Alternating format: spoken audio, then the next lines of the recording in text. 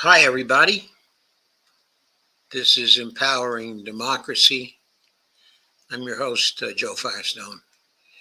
And our topics for tonight are crazy Israel, getting closer to the end,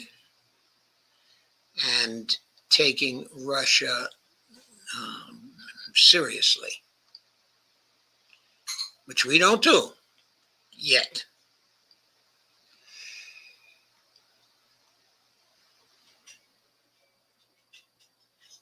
Okay, let's begin then.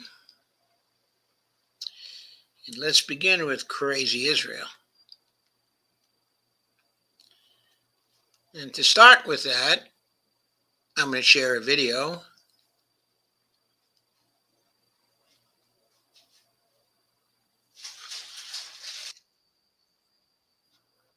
Cross the borders with Lebanon.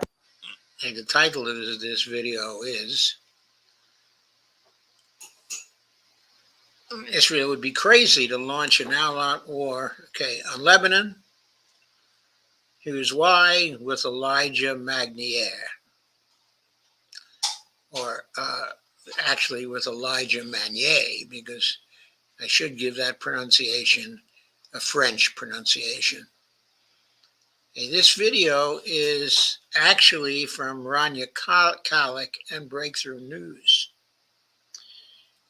And this gentleman, Elijah Magnier, is a magnificent reporter at covering battlefields,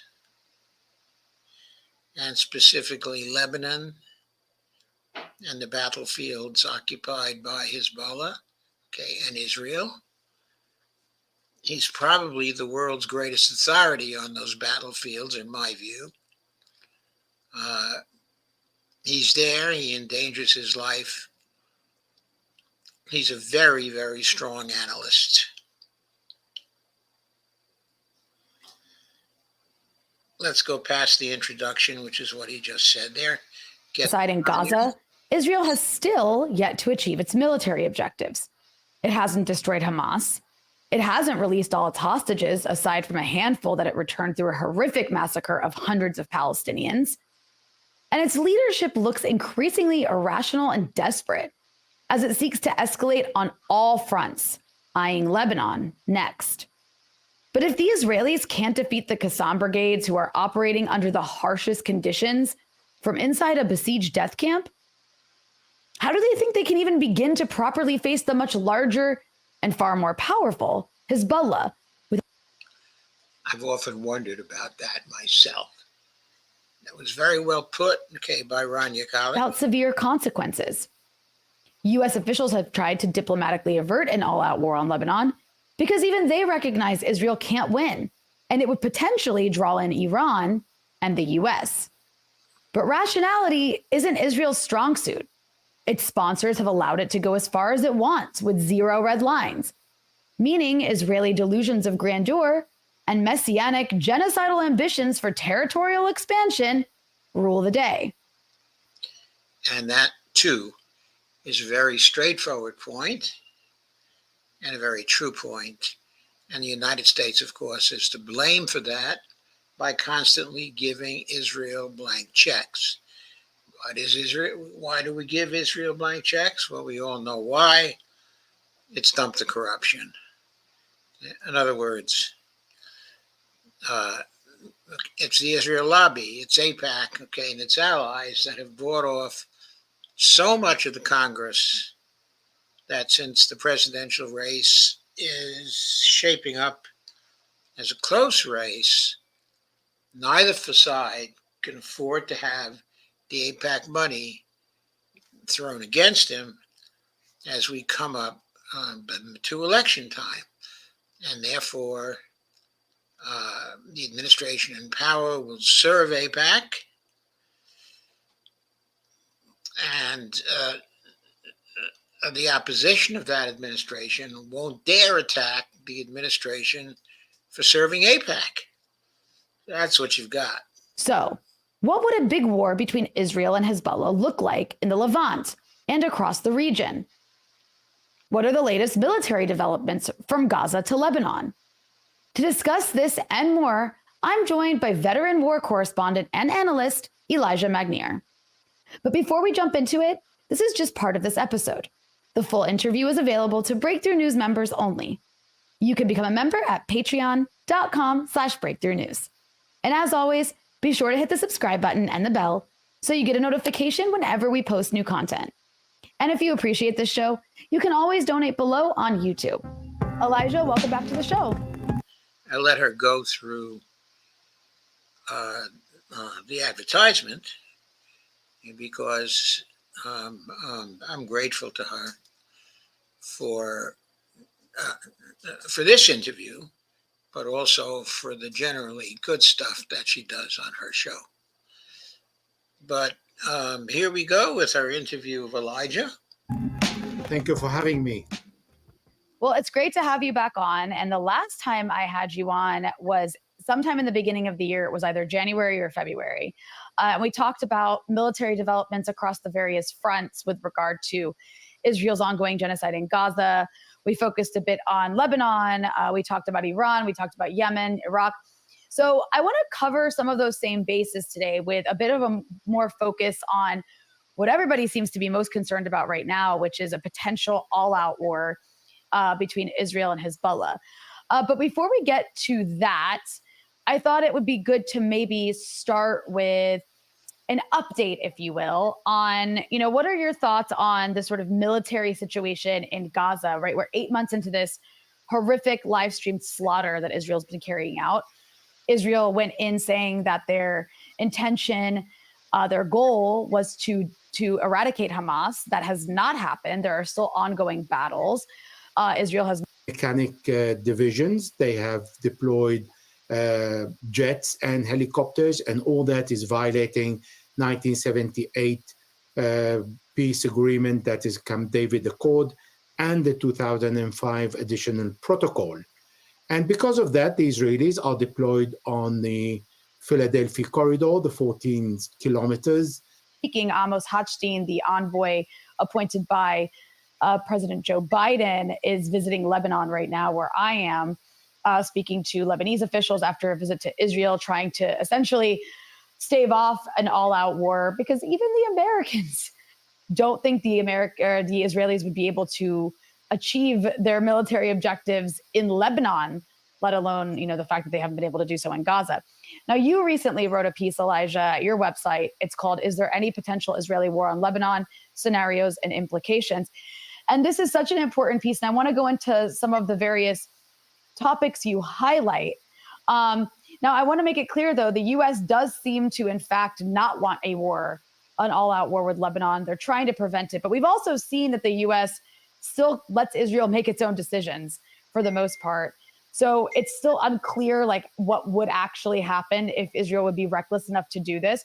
I do want to point out, before we get into your piece, there was a recent piece by Ali Hesham, the Al Jazeera English reporter, in foreign policy. And I just want to quote something he said that stood out to me. He said, "An official in Iran's Quds force overseeing Hezbollah and other Iranian-linked factions in the Middle East told Foreign Policy that Hezbollah now possesses more than 1 million rockets of various types, including precision-guided missiles and modified Katyusha rockets for increased accuracy, as well as anti-tank missiles." And that's, of course, in addition to all the suicide drones and other drones that are equipped with many different kinds of missiles that enable air-launched attacks from inside, That total of rockets and missiles and drones it's the first time I've heard that figure. It's very hard for me to believe. I've heard 150,000 of those things. But if true, if they have stockpiled, 1 million of them, then that is an incredibly formidable force.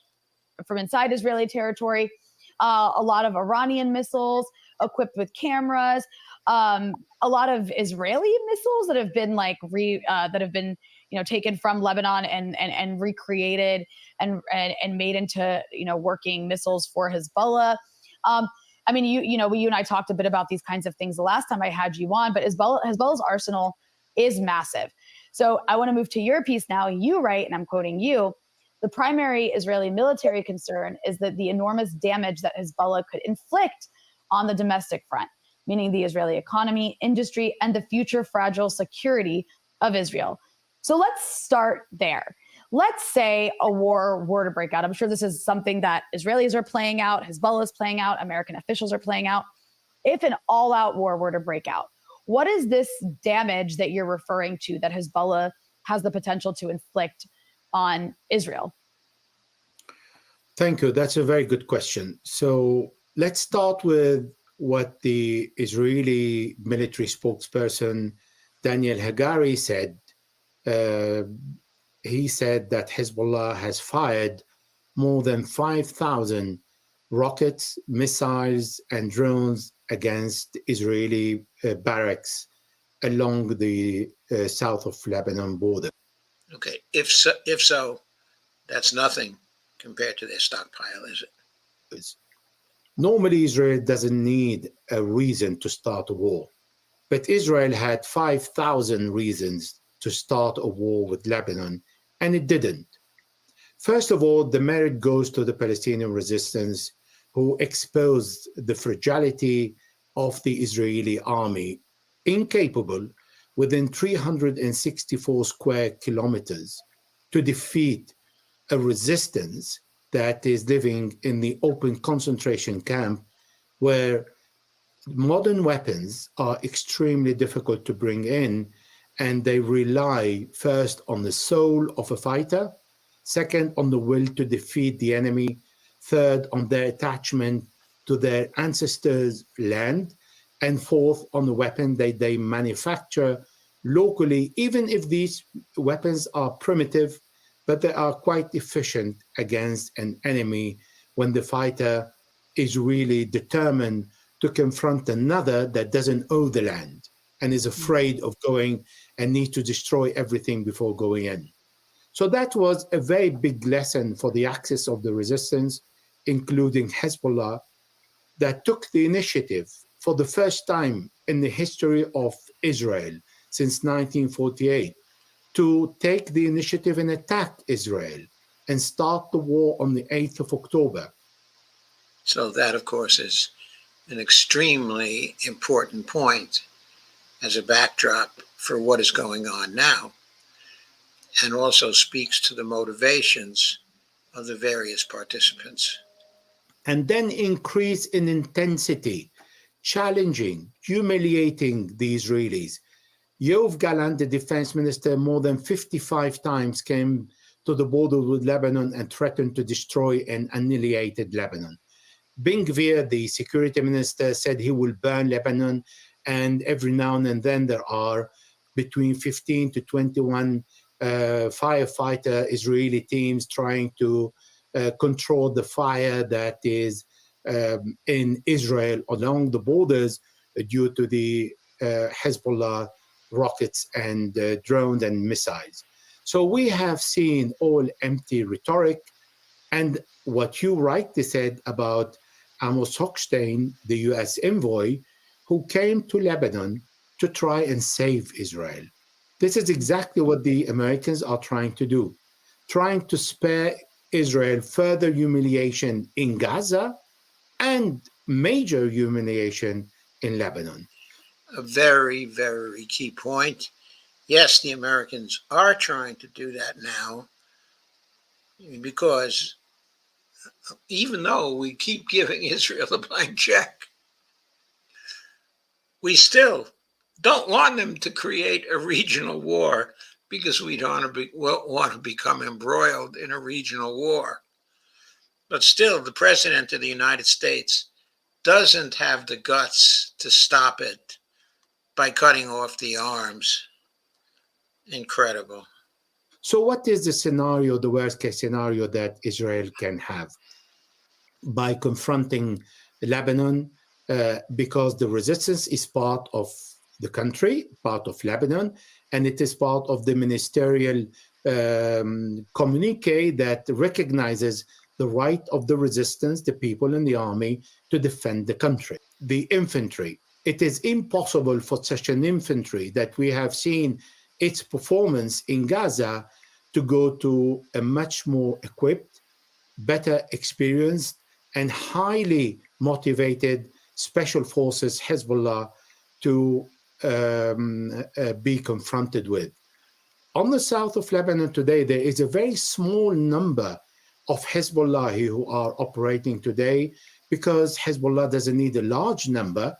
First, to reduce the casualties. Second, there is no need with what Hezbollah is launching between 100 to 300 rockets and artillery, because Hezbollah has the audacity to use even Howitzer 152 millimeter on the borders, exposing that to all the 70, 80 Israeli drones and fire artillery shells on the Israelis. Apart from what you rightly mentioned, the drones, the televised drone with television showing the word where it's a target, but not only that, drones acting as reconnaissance, filming how other drones are reaching their objective and attacking it. We've seen that only in the West, only with the Israelis and the Americans, and now we are seeing it in Hezbollah, that is showing to the Israelis their modern capability. Now, the infantry cannot go in. First, because Hezbollah has more powerful laser anti-tank missiles that Hezbollah has fired more than 1,500 so far, only of these laser guided, which is much more than what France's arsenal is of laser guided missiles. Interesting comparison. Much more than the French arsenal of laser guided missiles. This is Hezbollah, a non-state actor, not even a state. Which means that Hezbollah has 10 times more and is still bringing in all the ammunition needed as long as Hezbollah is using it. Secondly, the tanks cannot go in because we've seen how the mechanic units have failed in confronting the RPG Yasin Palestinian manufactured RPGs, and how this is causing damage to the Israeli mechanic units. Thirdly, the Navy is out of the equation since 2006, when Hezbollah had primitive surface-to-surface missile.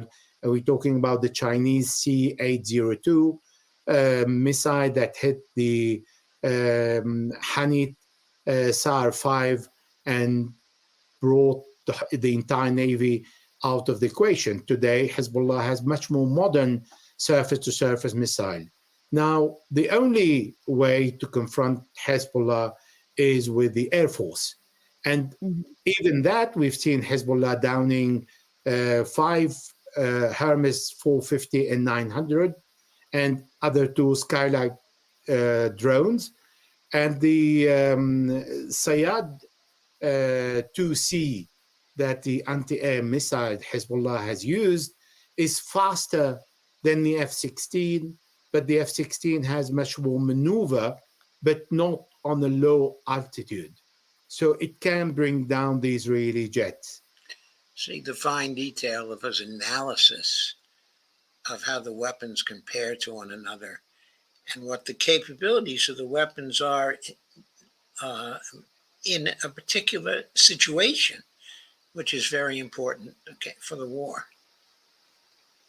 Also, what about all the Israeli oil and gas rigs? What about Haifa and Ashdod? What about the Mediterranean?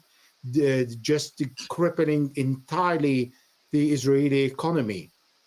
What about all the barracks that are along the borders? But not only that, what the Israelis did, thinking they are clever and Hezbollah's capability is limited, they have improvised 800 meters to 1,000 meters away from the original barracks, a newly improvised position where they gather the forces to tell Hezbollah, okay, well, you have collected information about us. You know where is our location. We have a new one that you don't know. this is exactly what Hezbollah is targeting. It's targeting the newly improvised position. It's targeting the position of the Israeli intelligence unit in civilian residence that were improvised in many settlements along the borders. So it's showing the update information that Hezbollah has. And the last point, and I allow you to speak, is what about if Israel wants to bomb until south of the Litani River? So we're talking about at least 200,000 of internally displaced Israeli people that are going to move out because Hezbollah will target Enter Nahariya. What about north of the Litani River? Then Hezbollah will extend to Haifa. And we're talking about 1 million Israeli refugees. What about Beirut? And then we're talking about Tel Aviv. What about the Bekaa Valley, including Beirut? Then we're talking about beyond Tel Aviv. Then how many millions will go to the shelters? We've seen a couple of weeks ago, Hezbollah targeting just close to Haifa, and we've seen between 200,000 and 1 million refugees in one day, when everybody started in Israel screaming, either you get rid of Hezbollah and that is not available, or we stop this war because we can't afford it. Now, So that's the position. Okay, that's the position, okay, that Elijah thinks the Israelis are in at this point. He doesn't see that the Israelis have the capability to attack Hezbollah in Lebanon and widen, okay, the war, or at least he thinks that if they do that, they would be absolutely crazy.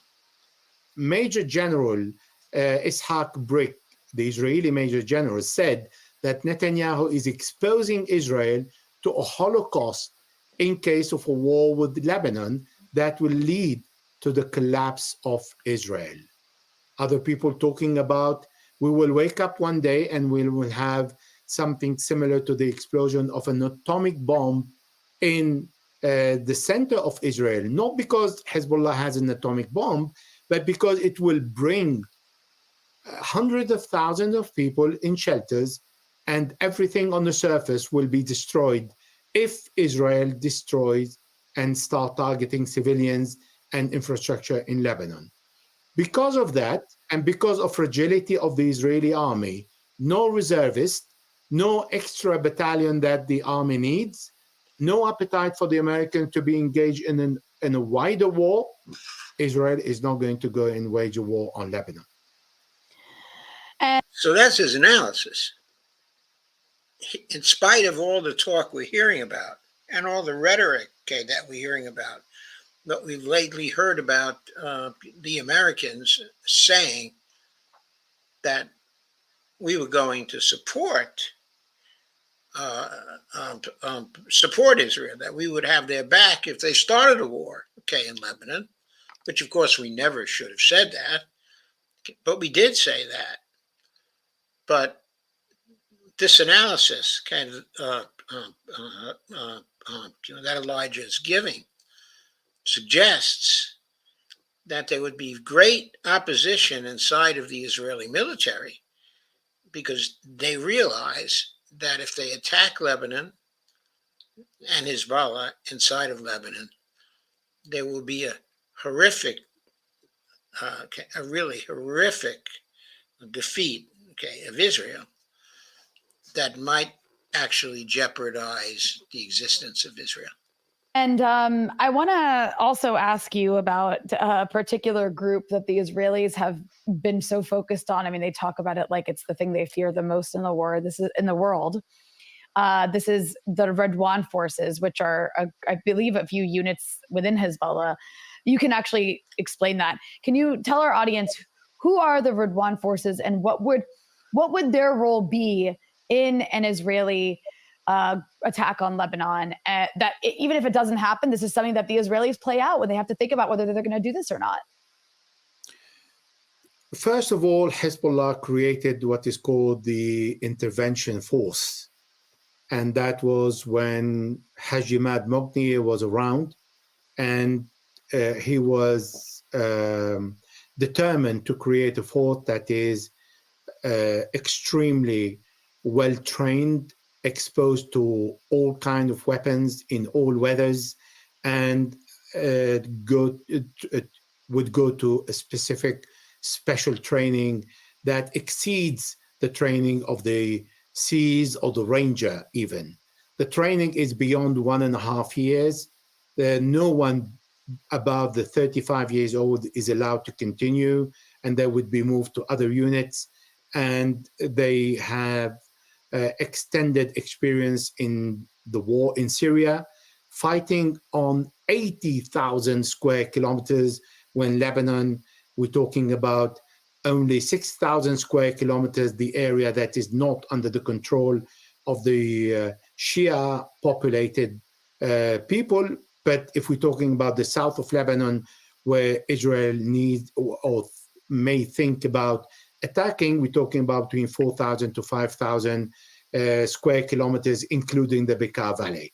So we're talking about a minute area where the Rudwan forces that were called Rudwan because of Imad Magnier is called Hajj Rudwan, and they would operate in 4,500 square kilometers when these Rudwan forces operated in 80,000 square kilometers in Syria and in much bigger surface in Iraq. In different circumstances, they fought in the desert, they fought in against Al-Qaeda and ISIS, in urban warfare, in fought along the Russian and the Syrian army. They were everywhere and they experienced everything. And they go to a regular training on daily basis, on monthly basis, and on yearly basis, updated on the latest technology. These are the people that the Israelis are going to fight. Shock troops, elite troops, very, very experienced, where the Israelis do not have very, very experienced people in terms of ground war, in terms of different nations, in terms of large area fighting or very small area fighting. These are exceptional troops Hezbollah has. That is what Elijah is telling us. One day, I hope not for the Israelis. So what's going to happen is that these forces, the number of these forces has increased, that between 7,000 to 10,000, and they were deployed in the south of Lebanon before the war. When the war started, the number of the deployment of this force was extremely reduced to reduce the casualties, because there is no need for such a number on the borders, and because Hezbollah was adapting to artificial intelligence that Israel is using, recognizing the presence of the fighters. They follow them at home, they follow them in previous offices and places. They have managed through artificial intelligence to draw a map before the war on the places they frequent. But the Israelis are not behaving with Hezbollah as they are behaving with the Palestinians. With the Palestinians, there is a big margin of error of artificial intelligence, and because the Israelis feel in a much more powerful position, they are taking on board all the objectives presented by the artificial intelligence, and this is why they are inflicting very heavy civilian casualties over the Palestinians. They don't dare to do the same in Lebanon, but then because they will be confronted with an equal attack on the civilians if Israel does the same. So the Israelis have to be extremely careful in selecting the target. The Ridwan force is today on the side, most of it, but only a small part of it that is related to the anti-air missiles, to the anti-tank missiles and laser-guided missiles, to the artillery, and to the drones that they have experienced and mastered. And we've seen that in their videos, in attack and in maneuvering, visible or behind hills or behind concrete or hidden in different parts that the Israelis try to camouflage. And this is the unit that Israel is afraid of confronting. And this is the unit that is preventing the Israelis from thinking about going into Lebanon or occupying any main hills, because Hezbollah also think what Israel can be capable of doing and what is the worst case scenario. And they discover, according to what I come across with, that it is possible for the Israeli to come and occupy few hills, but then it is impossible for the Israeli to spend even the night there, because the function of the Rudwan special forces is to make sure that the Israeli will not be able to leave. Where do they put their foot in the south of Lebanon beyond the borders? So what we have today is we have a buffer zone for the first time that was created inside, beyond the Lebanese borders, where no Israeli can live, and everybody has abandoned it. For the first time, Israel not only is attacked on the 8th of October, is forced to humiliation, and there is a buffer zone that is created in the land that is under its occupation, and it is not taking the initiative to transport the battle into what is called the enemy territory. And So, okay, I think that's enough. I think you've heard enough now to know why it's not so easy for Israel to make an attack, okay, on Lebanon. Why he might be making all kinds of motions, okay, but why, even though we've heard a lot of rhetoric from Israel for long, it really hasn't had the guts to go into Lebanon yet. And now you know some of the specifics about why it is very fearful of actually going into Lebanon. So I want to leave this video now, and I want to take up, okay, another video hang on a second, let me make sure this is shared on Facebook. Facebook's been taking down my stuff lately. Of course, I appeal it all the time, but if they keep on taking down my stuff, seems to be there now.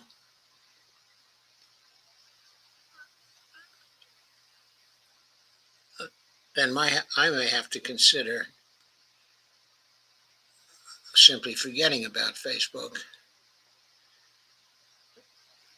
and go to another platform. Anyway, here I am. I'll consider a few of your comments.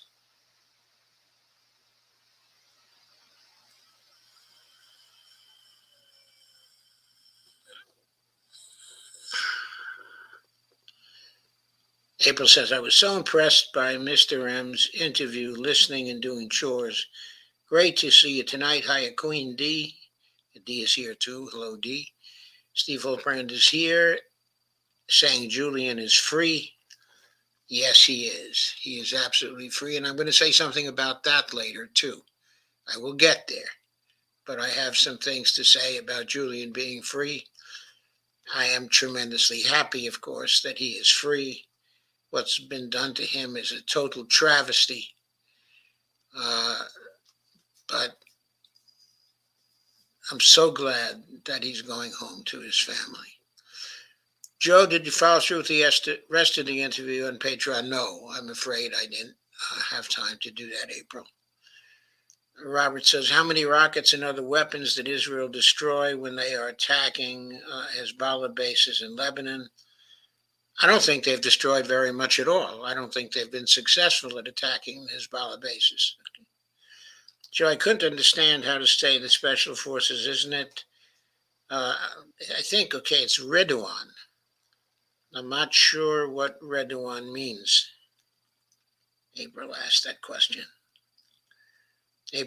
Steve says I shared to Facebook. Thank you, Steve, for sharing to Facebook. Okay, now I'm moving to our second piece of the night, which is, it's another video. This is from Colonel Douglas MacGregor. That Israel could not annihilate and eliminate Hamas. Netanyahu and his supporters began casting about for another way to, quote unquote, win the war. And the way to win this war in their minds strategically is to attack Hezbollah, because they know that that's their best shot at widening the war. Okay, this is an interview that Douglas MacGregor is having with Colonel Daniel B. Davis, who I think has been a friend of Doug's for some time. Okay, they've known each other for some time. But Colonel Davis has a program called Deep Dive, and he had Doug on there some 6 days ago, and we're going to sort of dive into this for a while and hear what Doug thinks about the so-called coming invasion of Lebanon. And bringing in the United States on their side, not just against Hezbollah, but also against Iran. And from the very beginning, the obsession with Iran dictated action that would bring Iran to war against Israel. Well, I think Mr. Netanyahu's wishes are being fulfilled right now. He's got an aircraft carrier battle group headed to the Eastern Mediterranean to support him. I don't know where the Eisenhower is or what its state is, but it went into port after being damaged in some way by the Houthis. But I suspect that they could refurbish the Eisenhower, bring that back out to sea, which gives two carrier battle groups with the capability to contribute to Mr. Netanyahu's war. So I think right now, the one thing we can bet on very, very certainly, with great certainty, is a war with Hezbollah. There's no question about it. And Hezbollah says it's ready. It not only says it's ready, but it says it's going to have additional fighters show up to support them. So Doug thinks that there will be a war inside of Lebanon, while in the previous video, okay, Elijah Magnier is saying, no, Israel would be crazy to march into Lebanon.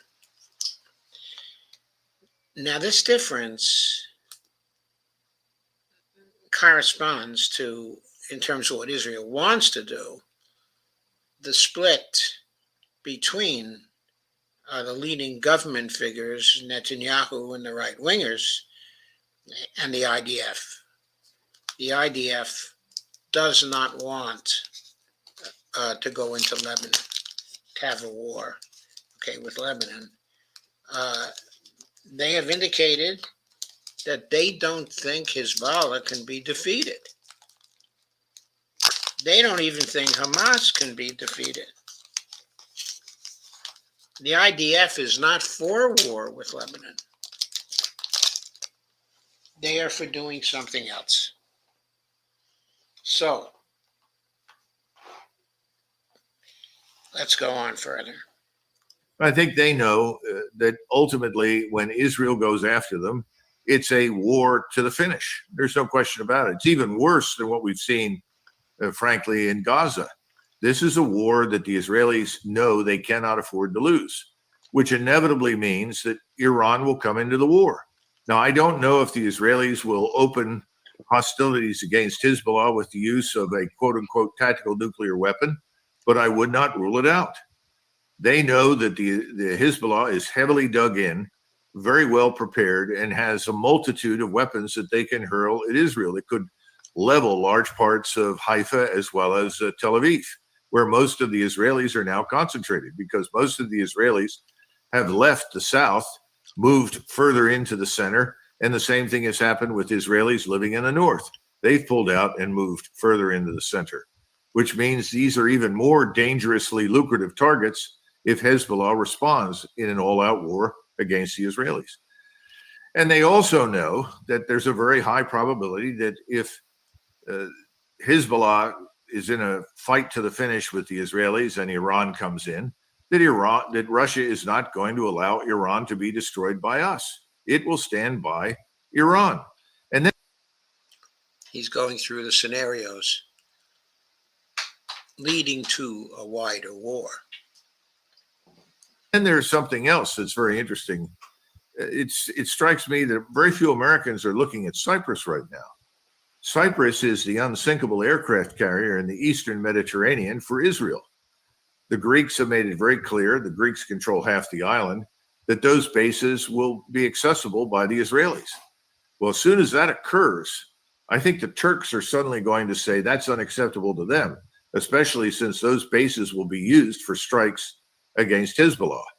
Then it seems very probable that the Turks will finally dust off their equipment and decide to enter the war. And that's an incredible development that will not necessarily globalize the war, but it will certainly regionalize it in a way that we have not seen in the past. And as Gary just tossed up there, here's almost right on cue is a headline in The Guardian that Hezbollah leader has expressly said Cyprus will be a target if it lets Israel use its territory in a conflict. And I wonder if you could explain a little bit more for some of our viewers who may not understand the direct tie to Turkey and what they may or may not do as a result. Well, years ago in the 1960s, there was an intervention in Cyprus. The Turks actually came in and went to war to protect the Turkish population on Cyprus from the Greeks. And I think this is something that Americans should revisit and look at very carefully. We've had some measure of stability on the island, but it's another one of these open sores. It's similar to the arrangements that we've made in the Balkans.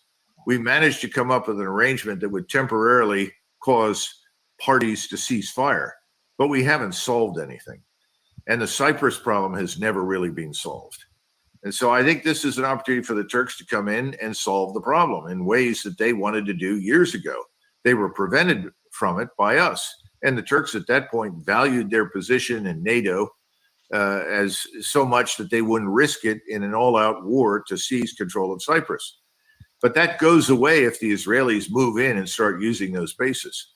At the same time, the European Union promised Turkey that at some point it would enter the European Union, but there was never any real intention to admit the Turks to Europe.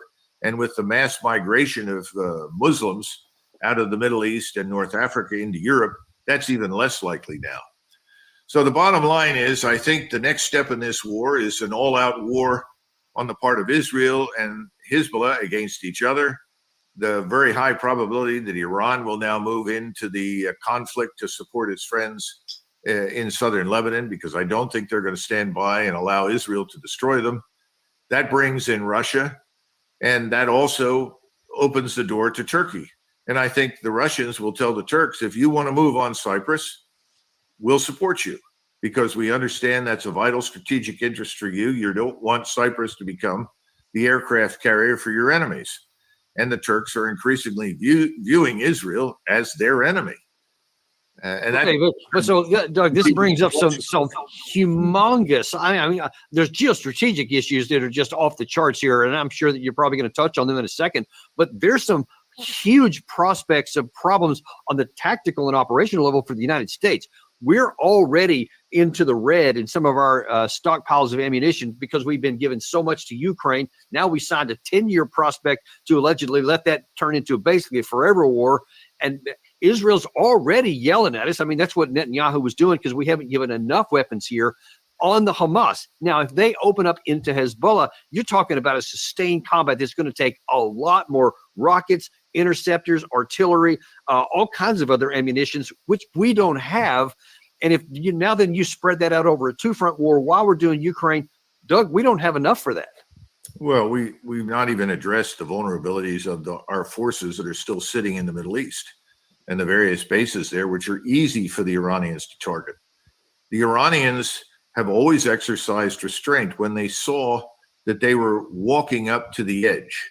And we would do the same thing. We always walked up to the edge, but then we said no, because it's really not in the interest of the United States to be at war with Iran. Today, the problem for us is it's not just Iran, it's virtually the whole region that's turning against us.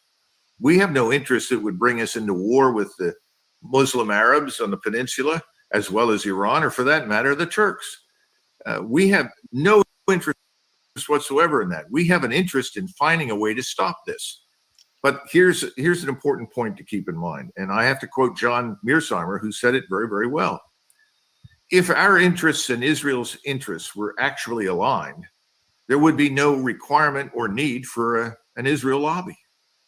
Why is there an Israel lobby pouring hundreds of millions of dollars into people's campaigns and pockets on the Hill, in the House, in the Senate, and even in the White House? Because the interests do not align.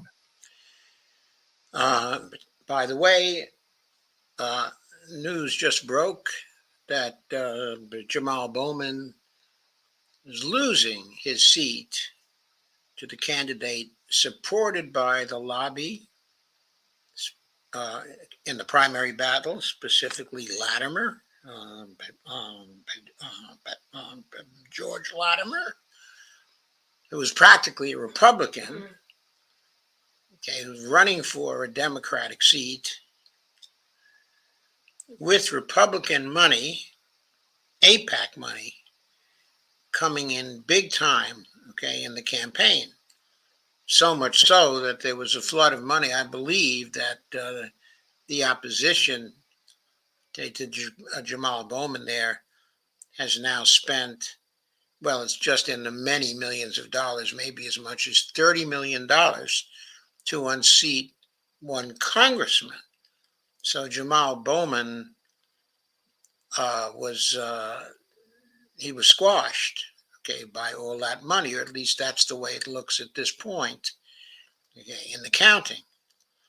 Okay, I have to say that it's time for the progressives to regroup and to run strong dump the corruption campaigns. I understand, but Jamal Bowman called out the money coming into the campaign. But the question is, did he call for the voters to summarily reject the challenge, okay, of Latimer just because of the money coming in, because the voters needed to reboot the Israel lobby and its money coming into the campaign, because this was basically undermining democracy. I don't know whether Bowman framed the issue that way, framed the issue in terms of one of money in politics and the need to defeat big money in politics by voting against the candidate who's taking the big money. I don't think Bowman was framing it in just that way. I'm not sure if he had framed it in that way that he would have won, but at the same time, when we're talking about races across the country between progressives, okay, and the big money, that's the way they have to frame it. They have to make it a question of democracy and voters actually supporting democracy by throwing out the people who are selected by the big money in politics for office. Going on. So they have to be artificially constructed. And that's an artificial construct right now. And I think once the American people discover what's going on, and they'll probably discover after we begin to take losses at sea, there's going to be hell to pay in Washington.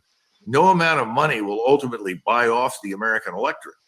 The American electorate is not going to be pleased if we take heavy casualties.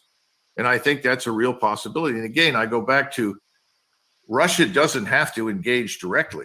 They can support Iran, and they can also support the Turks.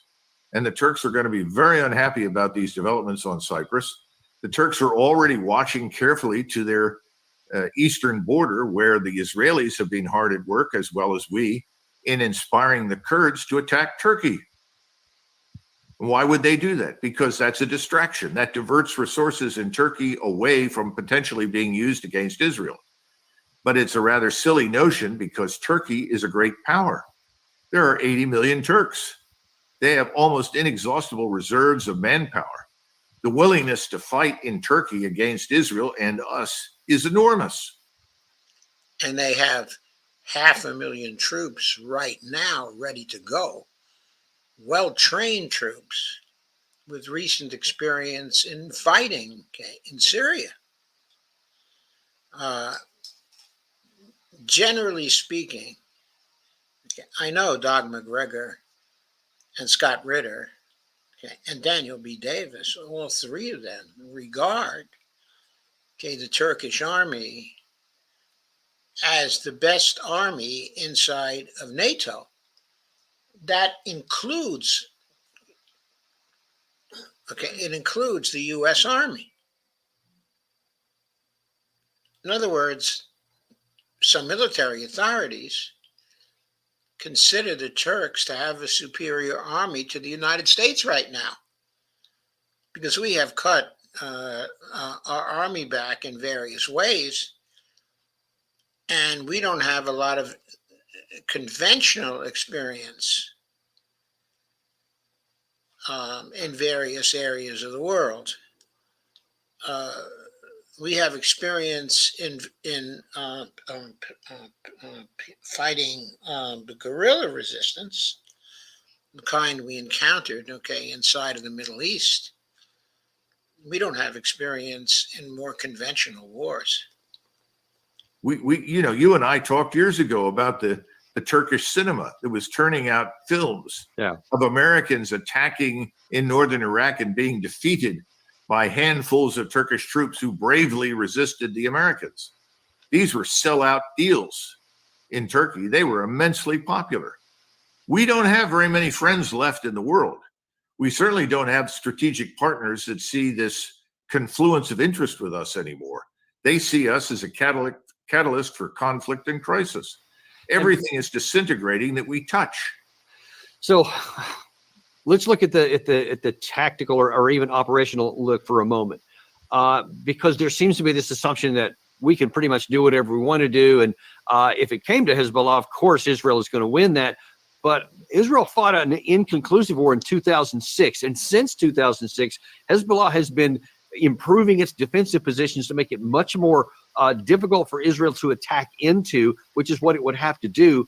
And Israel has struggled for 8 months against an enemy from the Hamas that's just kind of mixed in with the population and inconclusive there. Can Israel, in a time-effective and cost-effective way, defeat Hezbollah? And can they simultaneously fight what would then almost certainly continue to spur up in its rear area? Can they fight a two-front war? Well, I'm tempted to say no, but I think there's a distinct possibility that the Israelis will use a tactical nuclear weapon, at least one or two, to just a point on that. He's inclined to say no, but I have to submit it may not be just a two-front war. It may not be simply Hamas and Hezbollah. There may be risings, in the West Bank. To prevent such risings, the Israelis are going to have to leave a sufficient number of occupation troops in the West Bank to repress any possible rising. And if the war is generalized to Hezbollah, then there are possibilities for other forces to come in. Iraqi resistance forces, Syrian resistance forces. Anyway, so Doug now is just raising the possibility of Israel using tactical nukes. I don't think Israel can use the tactical nukes inside of Israel itself so easily because of the danger of radiation. Of course, the tactical nukes are low yield nuclear weapons, but let us remember that the Hiroshima, and Nagasaki nuclear weapons were equivalent to 20,000 tons, of TNT. Tactical nukes range between 5,000 tons of TNT and 70,000 tons, of TNT. So even when you're talking tactical, you're talking radiation. Now maybe Israel wouldn't be concerned about that in terms of, of using a weapon like that up in Lebanon against certain parts, of Lebanon. But Hezbollah forces are close to the border. I don't think Israel would be so free to use tactical nukes, in the Hezbollah areas. And I don't know whether the tactical nukes could dislodge Hezbollah as well. So, devastate southern Lebanon. What they want to do is drive all of these people north of the Litani River, just as they want to drive the Arabs in Gaza into Egypt or into the desert or kill them. They'll take the same approach with Hezbollah, thinking that they can drive all of the Arabs there north of the Litani or simply kill them. That's why I say this is not going to happen. Others will become involved. The war will spread. Everything escalates. And if they do use a nuclear weapon, then I would say it's almost game over. Anything is possible at that point. The Turks have always known that they could acquire nuclear warheads for their missiles from Pakistan, which has always been on very friendly terms with the Turks. Now that means you end up with a nuclear-armed Turkey. There is no reason why the Iranians right now cannot build a nuclear warhead and put it on one of their missiles. They have elected not to do that. There has been a fatwa saying that that would be a sin. But at some point, sinning becomes better than staring Armageddon in the face if the Israelis deliver it to you first. So I think once you go into Lebanon, this is manna from heaven, so to say, for Mr. Netanyahu, because he thinks then that brings us to his aid. But then you've got to look at us. Where do we stand? How vulnerable are we? What are the reserves of missiles and rockets that we've discussed for many, many years? And how rapidly can we turn up our industry and have it produce these things in sufficient volume that we can overwhelm an enemy? And I think the answer is it's very unclear that we can do that. We have too many one-offs in terms of missile products and rocket products that take time to build. Are we going to get them there very quickly? And where do we reload? Whose ports do we use? How are we going to be received? We're lucky that we were able to put into a Saudi port. I think it's Jeddah with the Eisenhower. But in the event of such a war, what will the Saudis say to us? Are they going to support us? It seems doubtful. Is anybody down in the South going to support anything that we do against Israel? Unlikely. Where do we stand then with the Italians and the Greeks? Well, the Greeks may well be dragged into the war because of Cyprus. But how much do we have on hand in Greece?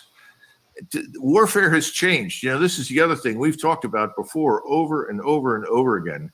And I think, our mutual friend Alex has done an excellent job of explaining what are the needs of modern warfare. Some of them are good old industrial power, scientific industrial production and manufacturing that we don't have. But in addition to that, we don't seem to understand that everything we do is visible. Space-based surveillance eliminates surprise on the strategic and operational levels. It's not there. And that ability is not unique to us. The Russians have it, the Iranians have it, the Chinese have it, and the predisposition to share that information in real time is very large. The reason the Ukrainians have held on as long as they have, in part, is because of the intelligence and information we've provided to them. Right. Now, the Russians have learned how to operate in this environment. We have not. Okay, I'm going to end the coverage of that at that point. So where are we? We have Elijah, who is telling us the Israelis would be crazy if they made an attack on Lebanon and Hezbollah. They would risk being destroyed. Doug points out the Israelis might use a tactical nuclear weapon. He talks about all the risks of a general war, okay, in case of an attack, okay, on Lebanon. He talks about how Netanyahu would then be in favor of such an attack because it's exactly what he needs to stay in office. On the other hand, from the standpoint of the Israeli army and from the standpoint of other political forces, okay, inside of Israel, their Elijah is right. They undoubtedly think, okay, that an attack by the IDF is going to be crazy, that's going to lead to the destruction, okay, of Israel. And they may not be willing to take the same risk that Netanyahu is pushing on people. So the big question is, will Israel really go into Lebanon? Well, as Elijah has said, they've had all kinds of reasons to go into Lebanon so far, and they haven't gone into Lebanon. So what's holding them back? Well, okay, I suggest that the forces holding them back right now are even greater than they were before. If the Israelis haven't attacked so far, it must be because of IDF resistance. How is Netanyahu and his allies going to break the resistance of the IDF to going into Lebanon? I don't know. I can't answer that question. There are many people who I respect who think war with Lebanon, okay, is inevitable. The regionalization of the war, okay, is inevitable. And we're going to see that, okay, in very short order. But I think what Elijah is saying, that it would be absolutely crazy to start a war with Lebanon, also has to weigh very heavily on the IDF. And more people inside of Israel must be getting the picture that what Netanyahu wants to do with respect to this war is in the interest of Netanyahu because he can stay in office, but it may not be in the interest of any other Israelis, and that certainly the extension of the war to Lebanon is not in the Israeli interest. So we're going to have to see how this works out, but I certainly hope. I also tend to think that in this instance, the IDF is going to prevail, and we're not going to see a generalization of war because it's so clear that if there is such a generalization, that Hezbollah is going to beat Israel, or at least the combined forces of Hezbollah, Hamas. Also, we're going to see more Houthi attacks and possibly attacks from Syria, okay, and Iraq. And if it really regionalizes, it's going to be Iran. And I mean, there, God knows what's going to happen. I think people are still withdrawing from that, and they're going to continue to withdraw. But it remains to be seen. I mean, I don't put any craziness beyond the Israeli decision makers right now. Okay. Maybe Bowman took money from AIPAC to take the dive, April says. I don't think so. So, the next piece I want to cover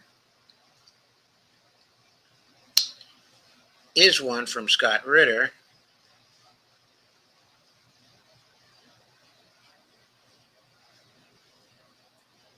Where is that one?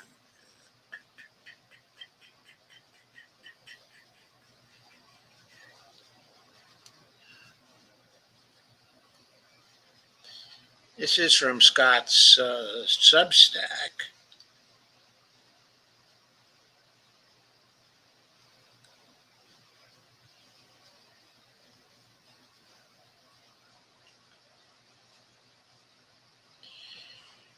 And the name of this is America's Dark Day. And it's from Scott Ritter. And it's dated June 25th, but I don't think I can tell really when it's dated because it's been up for around 3 days.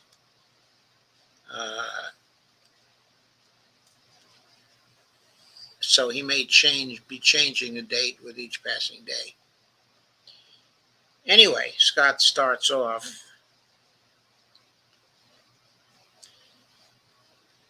That's a Russian Iskander-M. Okay, that's a nuclear missile. An Iskander-M. And by the way, it's a hypersonic missile as well, which means we can't block it.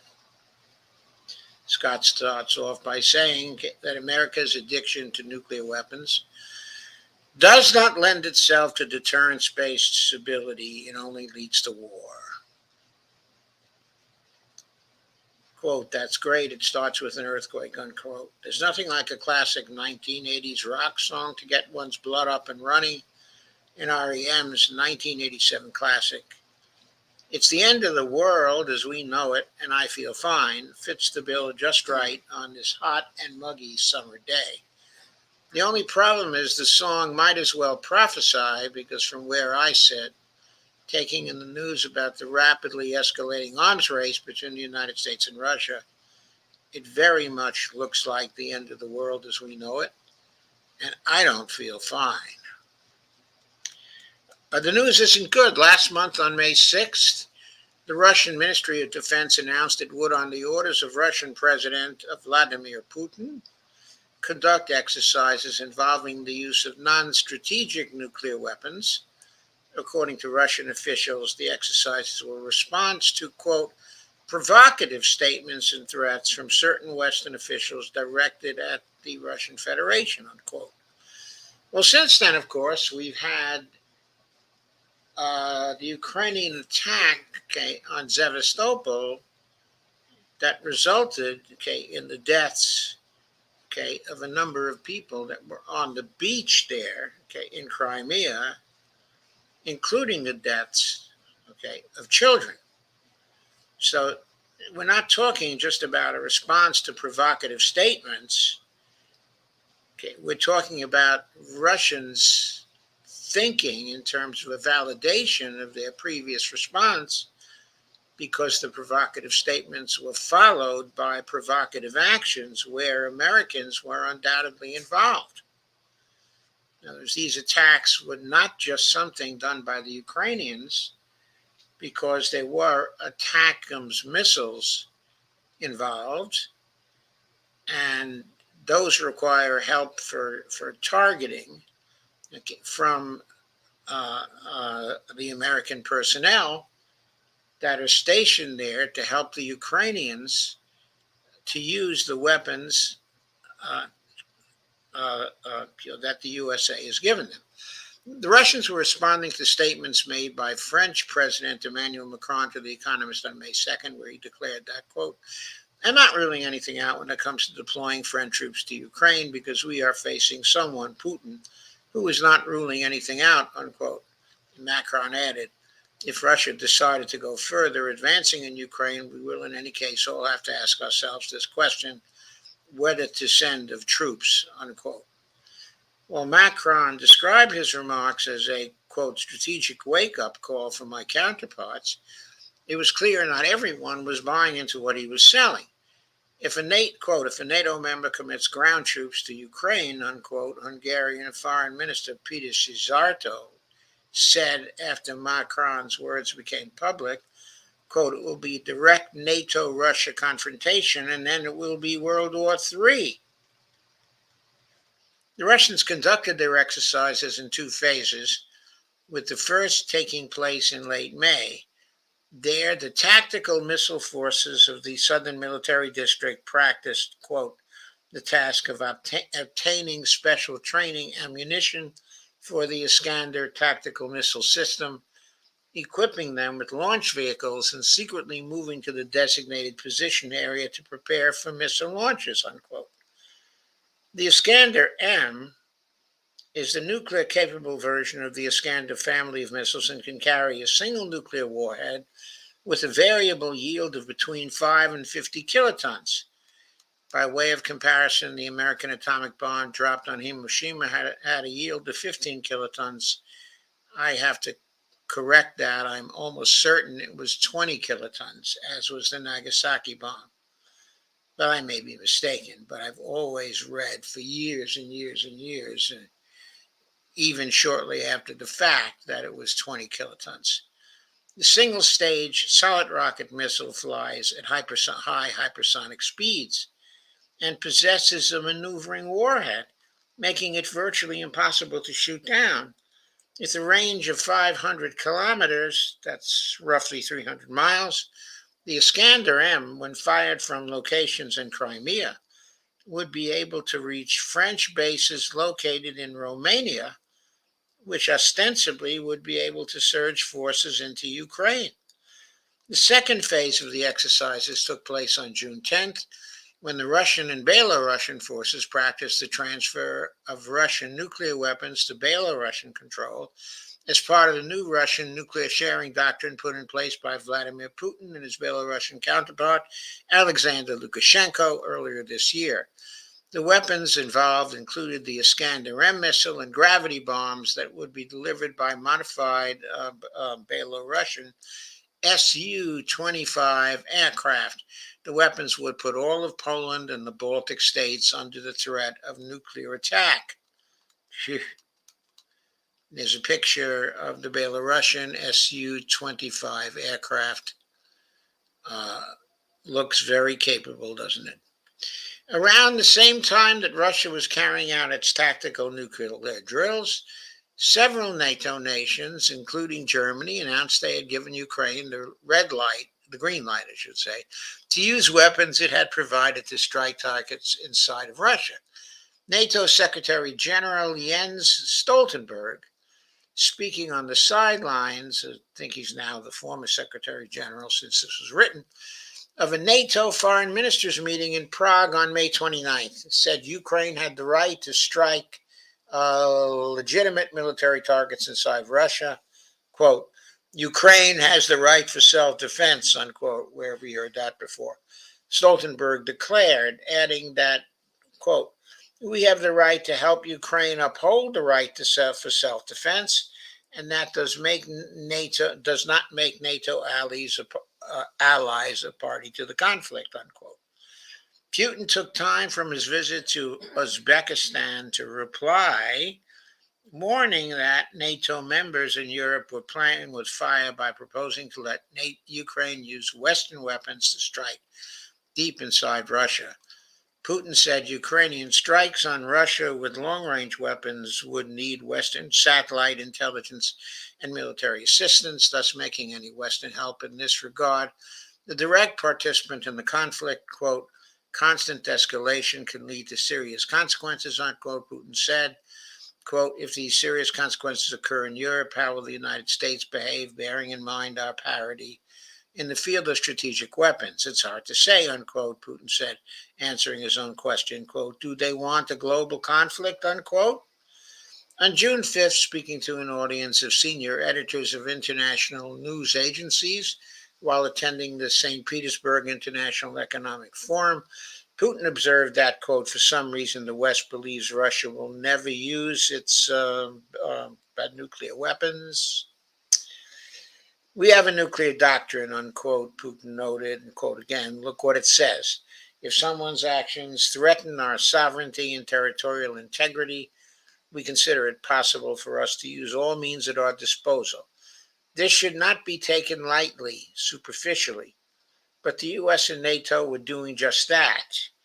In an interview to the British Telegraph newspaper, remember this topic is taking Russia seriously, but the US and NATO were doing just that. in an interview to the British Telegraph newspaper given at NATO's headquarters building in Brussels, Belgium, Stoltenberg said that NATO members were consulting about deploying more nuclear weapons, taking them out of storage and placing them on standby in the face of growing threat from Russia and China. I didn't notice any threats from China, did you? Quote, I won't go into operational details about how many nuclear warheads should be operational and which should be stored, but we need to consult on these issues, Stoltenberg said. And there are some folks, some technicians, who are wheeling a pair of B-61 nuclear bombs. Do they look happy in their work? I don't know. Let's see. Do they look happy in their work? They look serious, not necessarily happy. And they have U.S. flags on their sleeves, so they are U.S. workers. Yes, American technicians with a pair of B-61 nuclear bombs. The only nuclear weapons currently in NATO's system are some 150 U.S.-controlled B-61 gravity bombs stored at 6 NATO bases, Kleiner Brugel in Belgium, also Buchel Air Base in Germany, Aviano and Gadi Air Base in Italy, Volker Air Base in the Netherlands, and in Sirlik in Turkey. Oh, we got NATO air bases in Turkey, of course, and they might have some nuclear weapons. NATO officials later clarified Stoltenberg's remarks, saying there were no significant changes to the NATO nuclear posture, noting that Stoltenberg's comments referred to the modernization of NATO's nuclear deterrent, including the replacement of F-16 jets with F-35 stealth fighters and the modernization of some of the B-61 bombs currently deployed in Europe. How do you modernize a B-61 bomb, I wonder? Stoltenberg's comments to the Telegraph came 10 days after Pranay Vadi, the senior director for arms control to National Security Council, announced a new era for nuclear arms in which the U.S. would deploy nuclear weapons, quote, without numerical constraints, unquote. Doesn't that make you feel better that we're going to deploy nuclear weapons without any numerical constraints? What does that even mean?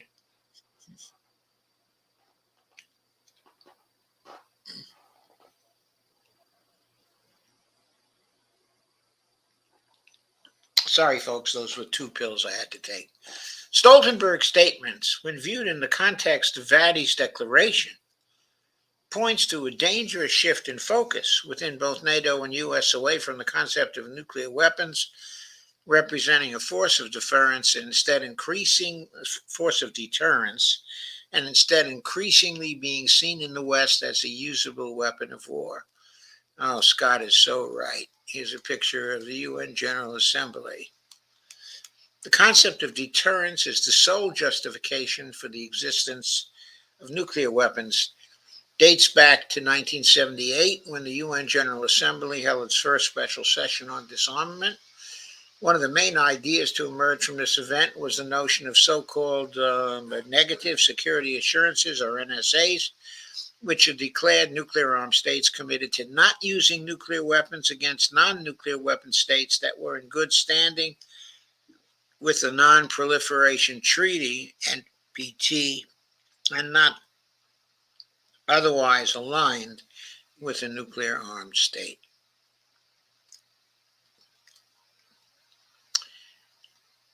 Sorry.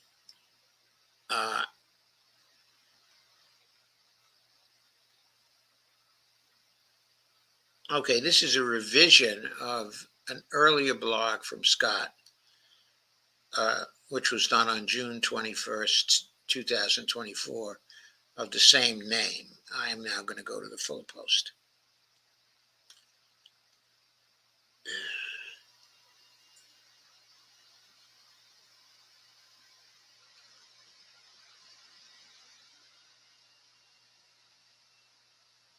Let me catch up with this.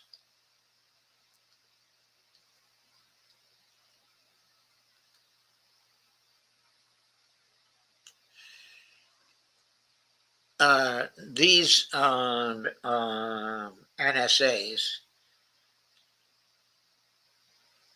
that is to say, national security assurances, furthered the notion of nuclear deterrence as a formal binding doctrine among the nuclear armed states, operating on the idea that since nuclear weapons could only be used against a nuclear armed state, and any such use would lead to the mutual destruction of the involved parties.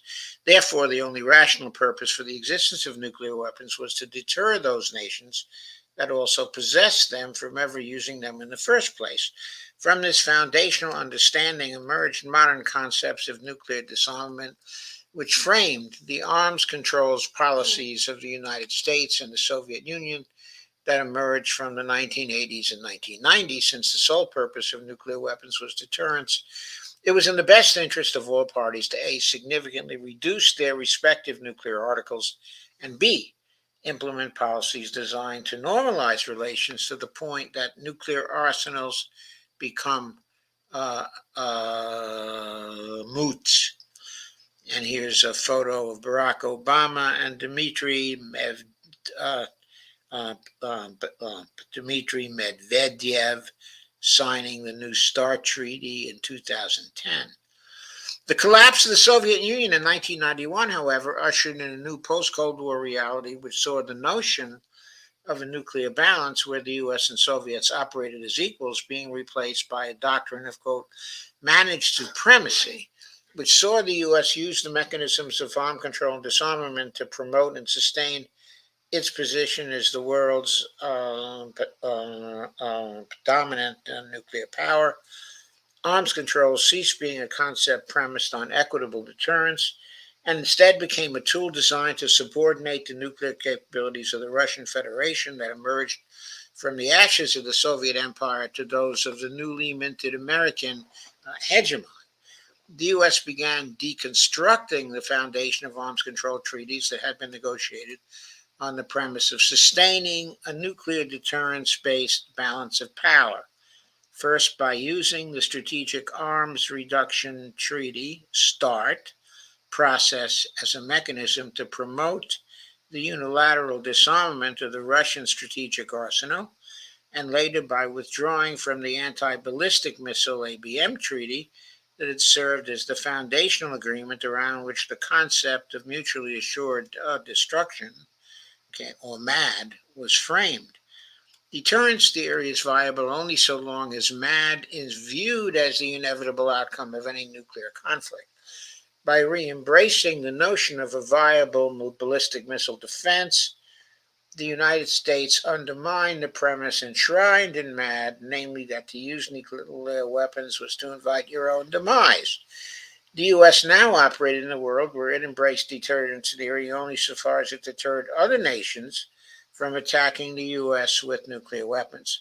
From the U.S. perspective, assured destruction was a dated notion, one that was replaced by the concept of a, quote, a winnable, unquote, war.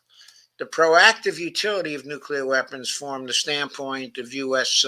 Nuclear doctrine as expressed in the U.S. Nuclear Posture Review, NPR, of 2010, where the U.S., while continuing to commit not to, quote, use or threaten to use nuclear weapons against NPT-compliant non-nuclear weapon states, unquote, declared that, quote, there remains a narrow range of contingencies in which the U.S. nuclear weapons may still play a role in deterring a conventional or, quote, chemical and biological weapons attack, unquote.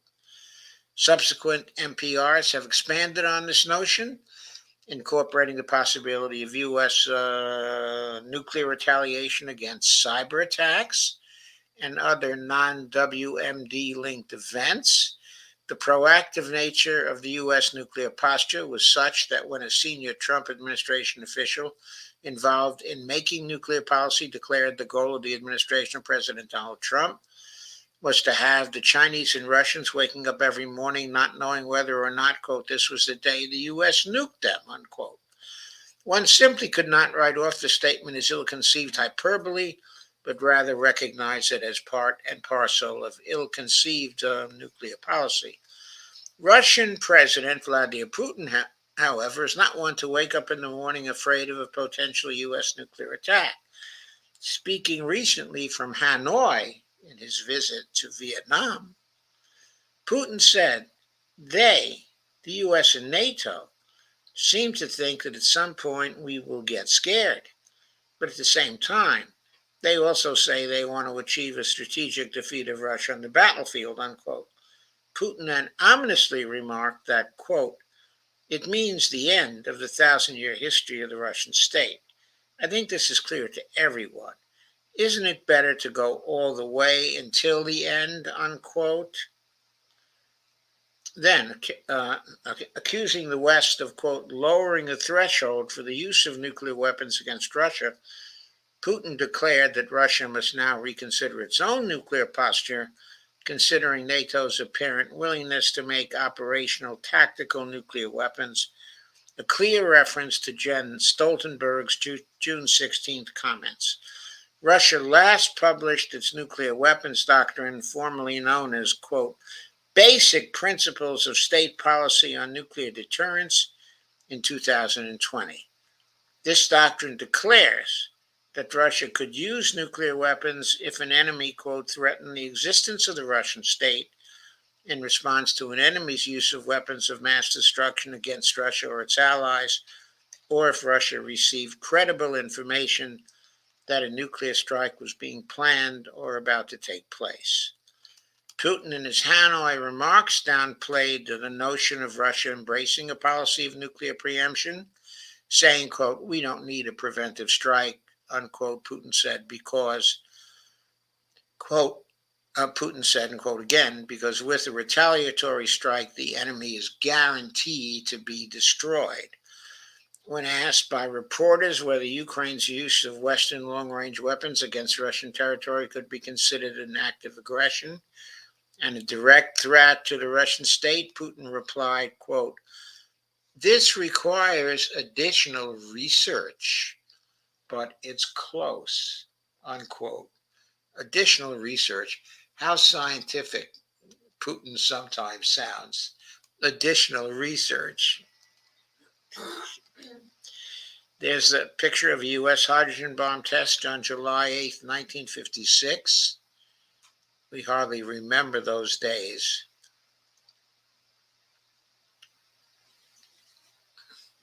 Too damn close. The United States and Russia drifting closer and closer to all-out war. It is high time the people who would pay the ultimate price for such folly decide, to borrow from the poetry of Dylan Thomas, if they want to go, quote, gently into the night, unquote. I think it was go gently into that good night, unquote, of nuclear Armageddon, or instead, quote, rage against the dying of the light, unquote, by demanding better policy from their respective governments. As for me, I choose rage, said Scott. And as a matter of fact, so do I, says Joe. There will be an event dedicated to stopping this mad rush toward Armageddon on September 28th. God, I wonder if that's quick enough. In Kingston, New York, Gerald Celente is putting this together with a coalition of like-minded citizen patriots. We hope to organize sister events in cities across the country. We want to put more than 1 million Americans into the streets that day, focused on one thing and one thing only: stop the madness of nuclear war. Will you join us? Or will you stay at home and listen to the music of the collective versions of modern-day Neros, fiddling while America and the rest of the world burns?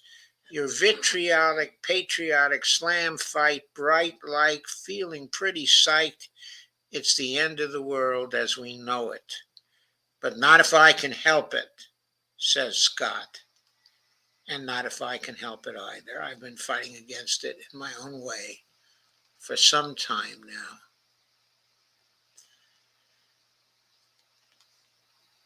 And so you should look at that piece because it has a link for more information about the September 28th anti-nuclear rally in Kingston, New York. It, of course, was a great piece. And we need to take it very, very seriously. We need to take the Russians very, very seriously also. And this brings up to our final. Yeah, Scott is a hell of a writer, right? Brings us to our final piece of the night, which is from Alastair Crooke. But let me take a few of your comments. April says maybe Bowman took money from AIPAC to take a dive. I don't think so. Evelina Pani said, I wonder if there's any truth to what Sarah Netanyahu said the top officials in the army want to coup her husband. I think there's some truth to that. I think they would rather coup her husband than face Hezbollah, in Lebanon. I think that's got to be obvious to people that there are officials in the IDF who want to coup her husband. I would expect to see that any day now. April says, Joe, how do places like Saipan become U.S. territory? War? That became U.S. territory during the Second World War, if I am not mistaken. April says, wow, Scott is a hell of a writer. He is a hell of a writer.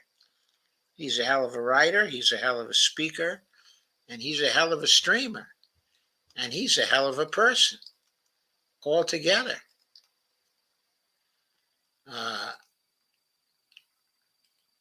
So moving on to the fourth piece I wanted to cover tonight. Again, in the category of taking Russia seriously,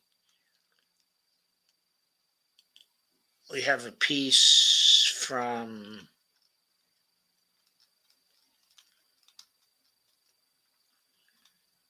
where is the damn thing now?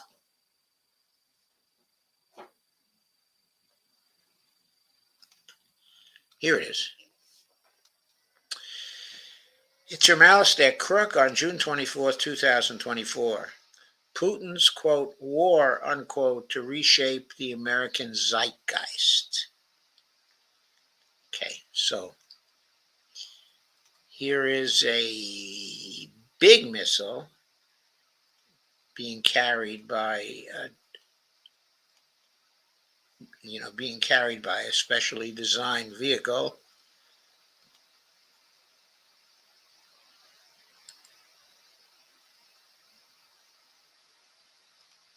And it's being carried by a truck with 2 cabs and 16 tires, big tires. It's only by understanding and taking the Russian nuclear warning seriously that we may exclude the risk of nuclear weapons coming into play. The G7 and the Swiss, quote, Bergenstock Conference, unquote, first time I've heard it called that, can in retrospect be understood as preparation for a prolonged Ukraine war. Ukraine war, I'm sorry, did I say nuclear war? Prolonged Ukraine war. The 3 centerpiece announcements, what a Freudian slip, emerging from the G7 of the 10-year Ukraine Security Pact, the $50, quote, billion, unquote, $50 billion Ukraine loan, unquote, and the seizing of interest on Russian frozen funds make the point. The war is about to escalate. Can we doubt it? Can we doubt it? These people are insane. These stances were intended as a preparation of the Western public ahead of events. And in case of any doubts, the blistering belligerency towards Russia emerging from the European election leaders was plain enough. They sought to convey a clear impression of Europe preparing for war. What then lies ahead? According to White House spokesman John Kirby, quote, Washington's position on Kyiv is absolutely clear, quote unquote. First, they've got to win this war. Quote, they got to win the war first. So number one, we're doing everything we can to make sure they can do that. Then when the war is over, Washington will assist in building up Ukraine's military industrial base. If that was not plain, the U.S. attempt to prolong and take the war deep into Russia was underlined by National Security Advisor Jake Sullivan. Quote, authorization for Ukrainian use of American weapons for cross-border attack extends to anywhere from which Russian forces are coming across the border. He affirmed, too, that Ukraine can use X-16s to attack Russia and use U.S.-supplied air defense systems, quote, to take down Russian planes, even if in Russian airspace, if they're about to fire into Ukrainian airspace. Ukrainian pilots have the latitude to judge, quote, the intent of unquote, of Russian fighter aircraft. Expect the parameters of this, quote, authorization, unquote, to widen quickly, deeper to airspaces from which Russian fighter bombers launch. Understanding the war is about to transform radically and extremely dangerously, President Putin, in his speech to the Foreign Ministry, aboard, detailed just how the world had arrived at this pivotal juncture, one which could extend to nuclear exchanges.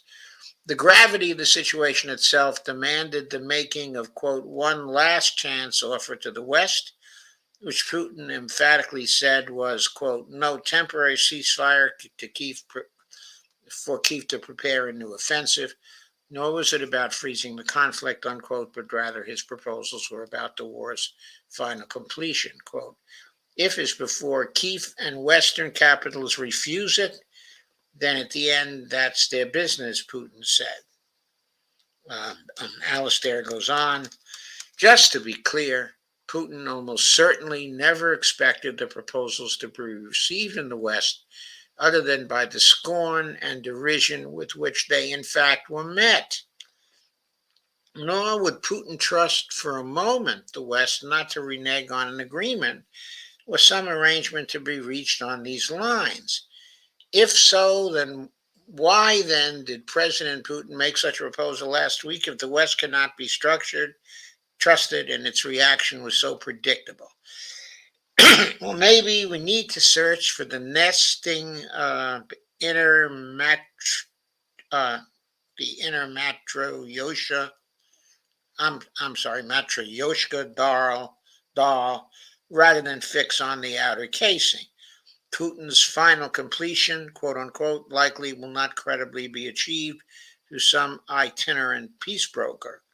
In his foreign ministry address, Putin dismisses devices such as, quote, ceasefires or, quote unquote, freezes.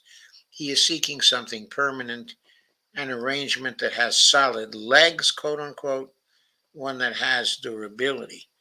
Such a solution, as Putin before has hinted, requires a new world security architecture to come into being, and were that to happen, then a complete solution for Ukraine would flow as an implicit part of a new world order. That is to say, with the microcosm of a Ukraine solution flowing implicitly from the macrocosm agreement between the U.S. and the, quote, heartland, unquote, powers, settling the borders to their respective security interests. This clearly is impossible now, with the U.S. and its psychological mindset stuck in the Cold War era, the 1970s and 1980s. The end to that war, the seeming U.S. victory, set the foundation to the 1992 Wolfowitz doctrine, which underscored American supremacy at all costs in a post-Soviet world, together with, quote, stamping out rivals wherever they may emerge, unquote. Quote again, in conjunction with this, the Wolfowitz Doctrine stipulated that the U.S. would inaugurate a U.S.-led system of collective security and the creation of a democratic zone of peace, unquote. Russia, on the other hand, was dealt with differently, the country that fell off the radar. It became insignificant as a geopolitical competitor in the eyes of the West, as its gestures of peaceful offerings were rebuffed and guarantees given to it regarding NATO's expansion forfeited, unquote. Quote again, Moscow could do nothing to prevent such an endeavor. The successor state of the mighty Soviet Union was not its equal and thus not considered important enough to be involved in global decision-making. Yet, despite its reduced size and sphere of influence, Russia has persisted in being considered a key player in international affairs, unquote. Russia today is a preeminent global actor in both the economic and political spheres, yet for the ruling straight in the United States, equal status between Moscow and Washington is out of the question. The Cold War mentality still infuses the Beltway. I gotta say that I'm living just off the Beltway, and it hasn't infused me. Still infuses the Beltway with the unwarranted confidence that the Ukraine conflict might somehow result in Russian collapse and dismemberment. I never thought that. Putin, in his address, by contrast, looked ahead to the collapse of the Euro-Atlantic security system and of a new architecture emerging. Quote, the world will never be the same again, unquote, Putin said. Implicitly, he hints that such a radical shift would be the only way credibly to end the Ukraine war, an agreement emerging from the wider framework of consensus on the division of interests between the Rimland and the Heartland, okay, in Mackinder-esque language. We have to remember, we are part of the Rimland.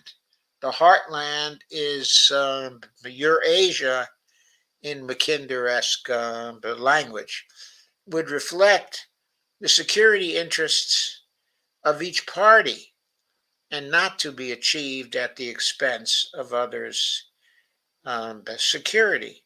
And to be clear, if this analysis is correct, Russia may not be in such a hurry to conclude matters in Ukraine. The prospect of such a, quote, a global, unquote,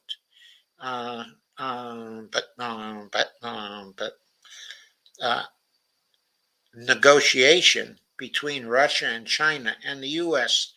is still far off. The point here is that the collective Western psyche has not been transformed sufficiently. Treating Moscow with equal esteem remains out of the question for Washington. The new American narrative is no negotiations with Moscow now, but maybe it will become possible sometime early in the new year after the U.S. elections. Yeah, maybe, depending on who wins. I don't know if it's going to become possible if Trump wins, because he's surrounded with all kinds of neocons on his own side of the political spectrum.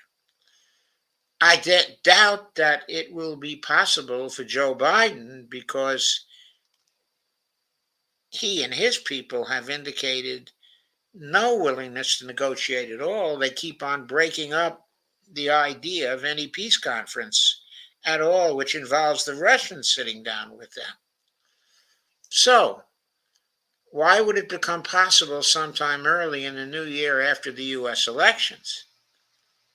Seems to me it becomes possible only if Bobby Kennedy or Jill Stein win, the election.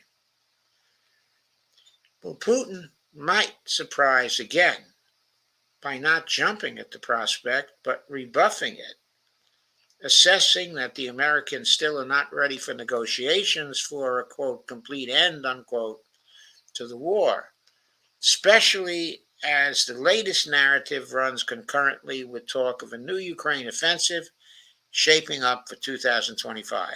Of course, much is likely to change over the coming year. I still don't think they're going to get to 2025. Okay, I think the Russians might just topple the whole Ukraine government and bring an end to the war over the summer. Jesus.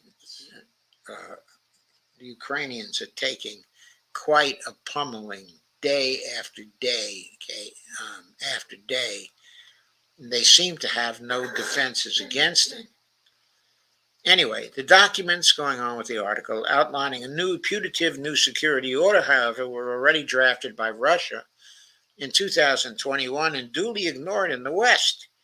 Russia perhaps can afford to wait out military events in Ukraine and Israel and in the financial sphere. They are all, in any event, trending Putin's way. They're all interconnected and have the potential for a wide metamorphosis.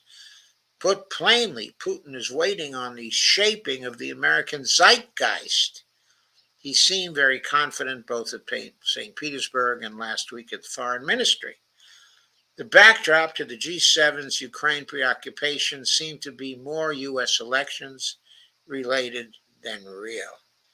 This implies the priority in Italy was election optics rather than a desire to start a full-blown hot war, but this may be wrong. Russian speakers during these recent gatherings, notably Sergei Lavrov, hinted broadly that the order already had come down for war with Russia. Europe seems, however, improbably to be gearing up for war, with much chatter about military conscription. Would it all blow away with the passing of a hot summer of elections? Maybe. The coming phase seems likely to entail Western escalation, with provocations occurring inside Russia. The latter will react strongly to any crossing of real red lines by NATO or any false flag provocation, now widely expected by Russian military bloggers and by Pepe Escobar too, by the way. And herein lies the greatest danger. In the context of escalation, American disdain for Russia poses the greatest danger. The West now says it treats notions of putative nuclear exchange as Putin's bluff, quote unquote. The Financial Times tells us that Russia's nuclear warnings are wearing thin, quote unquote, in the West. If this is true, Western officials utterly misconceive the reality. It is only by understanding and taking the Russian nuclear warnings seriously that we may exclude the risk of nuclear weapons coming into play as we move up the escalatory ladder with tit-for-tat kind of measures. Even though they say they believe them to be bluff, U.S. figures nonetheless hype the risk of a nuclear exchange. If they think it to be a bluff, it appears to be based on the presumption that Russia has few other options. This would be wrong. There are several escalatory steps that Russia can take up the ladder before reaching the tactical nuclear weapon stage, the stage that Scott was so afraid of. Trade and financial counterattack, symmetrical provision of advanced weaponry to Western adversaries, corresponding to U.S. supplies to Ukraine. And by the way, I have to mention the recent agreement of Russia with North Korea here. That's going to involve the symmetrical provision of advanced weaponry, cutting the electricity branch distribution coming from Poland, Slovakia, Hungary, and Romania, strikes on border munitions crossings, and taking a leaf from the Houthis, who have knocked down several sophisticated and costly U.S. drones, disabling America's intelligence, surveillance, and reconnaissance (ISR) infrastructure. So that was a brilliant and thorough piece by Alastair Crooke, and it's it's really perspicacious. It really looks at a number of different factors. It fits in very well with Scott's warning to take Russia seriously, but it provides some hope because it points to all kinds of intermediate retaliations Russia may take in moving up the ladder, of escalation. Those other options are very important to us. And we may be seeing those.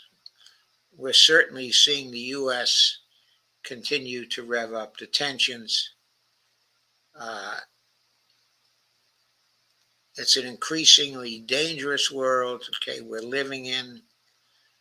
The only way for us to make it less dangerous is for us to demand that the United States stand down and stop playing escalatory games with the Russians. If we do, the Russians and Putin will certainly reciprocate. It is not they who have been ramping up the escalation. It is us. They have been reacting, and they generally react in as moderate a way as possible, though there is going to be very serious retaliation for this attack on civilians in the Crimea the other day. That's politically very significant, in Russia. And since Putin does not really have a dictatorship in the classic sense that we've been talking about for so long, he's got to have very heavy internal pressure on him to do something really serious about this latest attack on Crimea. So expect that to happen.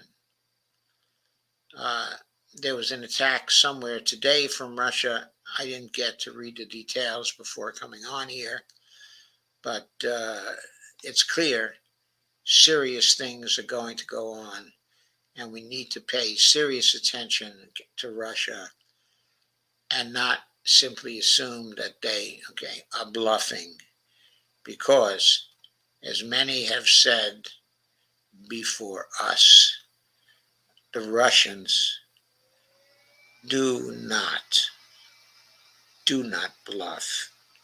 Putin does not bluff. He has real red lines. When he declares something as a serious red line, he doesn't bluff. He will take very serious retaliatory measures that are going to one-up us. They're not only going to be symmetrical, they're going to one-up us. So, I did want to say something about Julian Assange, and the release of Julian Assange. As I said before, that is certainly wonderful.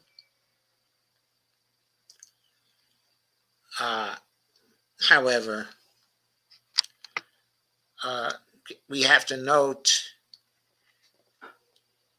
that what the governments of the United States and the UK, with the collaboration of Sweden, and Ecuador finally have done, is to assure that Julian Assange has been seriously punished for acting as a publisher. Those years of hell that he has endured, and what is it, 12 years of hell, 13 years of hell now, that has to represent a serious deterrent to anyone else who wants to do the same thing that he has done. And for people who do want to do that, they have to take the kinds of measures, okay, that Edward Snowden took in order to prevent himself from being locked up, okay, for many years and having the key, simply thrown away. So there is a deterrence effect, and that's terrible for democracy. In this series, we are about empowering democracy. In the end, we are about that. Okay. Ultimately, fighting for democracy involves fighting for a free press. And right now, okay, the government has been destroying the free press. Okay. It manipulates the conventional press, and it goes after the alternative press through censorship and through suppression. And if the offense of the alternative press against the government is serious enough, through imprisonment and chasing people to the ends of the earth. We don't have a free press right now. And we delude ourselves if we think that we do. We are being repressed all across the board. And what is the only way to get a free press again? Well, demonstrations are nice. We need them. I don't mean to discourage them. They perform very useful functions in bringing attention to issues, and they serve a way, as a way of venting against our anger, against our powerlessness. But what we all have to recognize is we won't have a free press until we have a Congress, once again, that is willing to legislate a free press, to legislate protections for the press against the government. And they have to be protections not just against for the mainstream press. They have to be protections for the alternative press too. That includes me. That includes all of the other live streamers who are trying their best to speak truth to power. We need to have legislation that protects us. How can we get that particular legislation?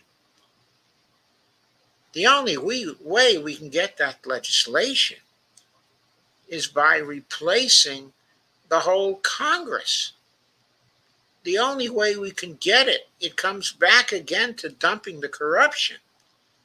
If we're not willing to support that particular movement to the fullest, we won't get a Congress that supports the independent press by legislating against government oppression of the independent press. We need more than just legislation in relation to that, too. We need breaking up of the mainstream press. The mainstream press is owned by the oligarchs.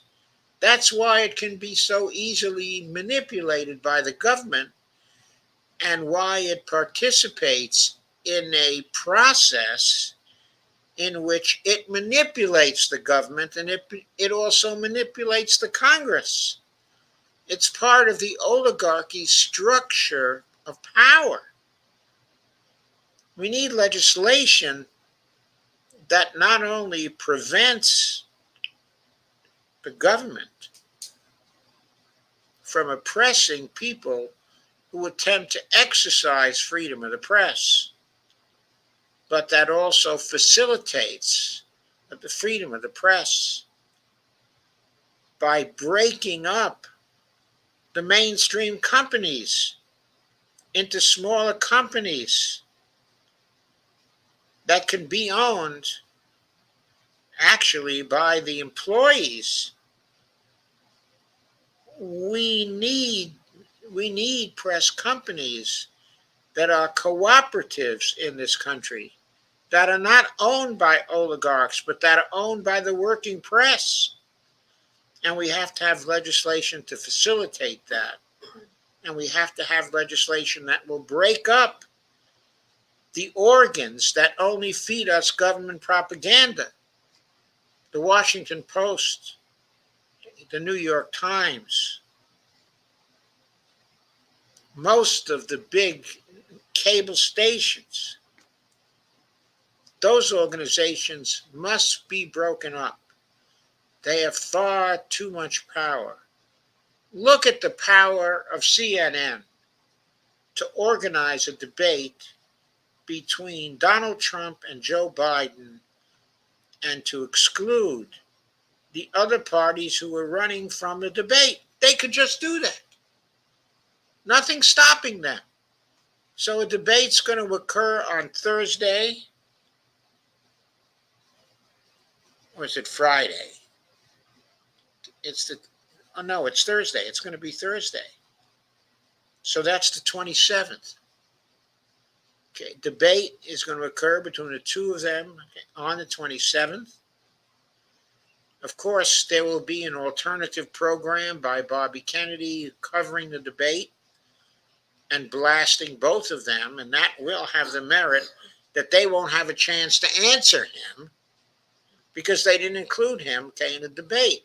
That's going to be a consequence that they will have to face, that they won't be able to make counter arguments to his attacks. Hopefully enough people will watch his attacks that they will regret not including him in the debate, where they would at least have a chance to answer him. But that's not really the point. The point here is a big mammoth but news organization had the power to play another anti-democratic trick on the public, had the power to reinforce the idea that this is a two-person race, no matter how unacceptable these two persons are to the public. We know both Biden and Trump are unpopular. We know that Trump, even though he has a lot of intense support from people, he doesn't have anywhere near 50% even, of the electorate, much less a decisive majority of the popular vote. He is weak, and Biden is getting even weaker. They both are unacceptable. The people know they're unacceptable. People think they're unacceptable. And yet, here is this major news outlet pretending that this is a two-person race. And in their pretense, because of their power, reinforcing the idea that it is a two-person race, making it a two-person race through their actions. We cannot tolerate that. We have to reply with support for third parties. We have to reply with the Dump the Corruption movement. We have to do something other than just accept this manipulation of us by the powers that be. And if we don't do that soon, we will pay the penalty of nuclear war. We can see it happening right now. We need to have the free press to avoid nuclear war. We also need to have extreme pressure placed on our politicians. And there would be no more extreme pressure that we can place on our politicians than defeating both of the major mainstream candidates for the presidency.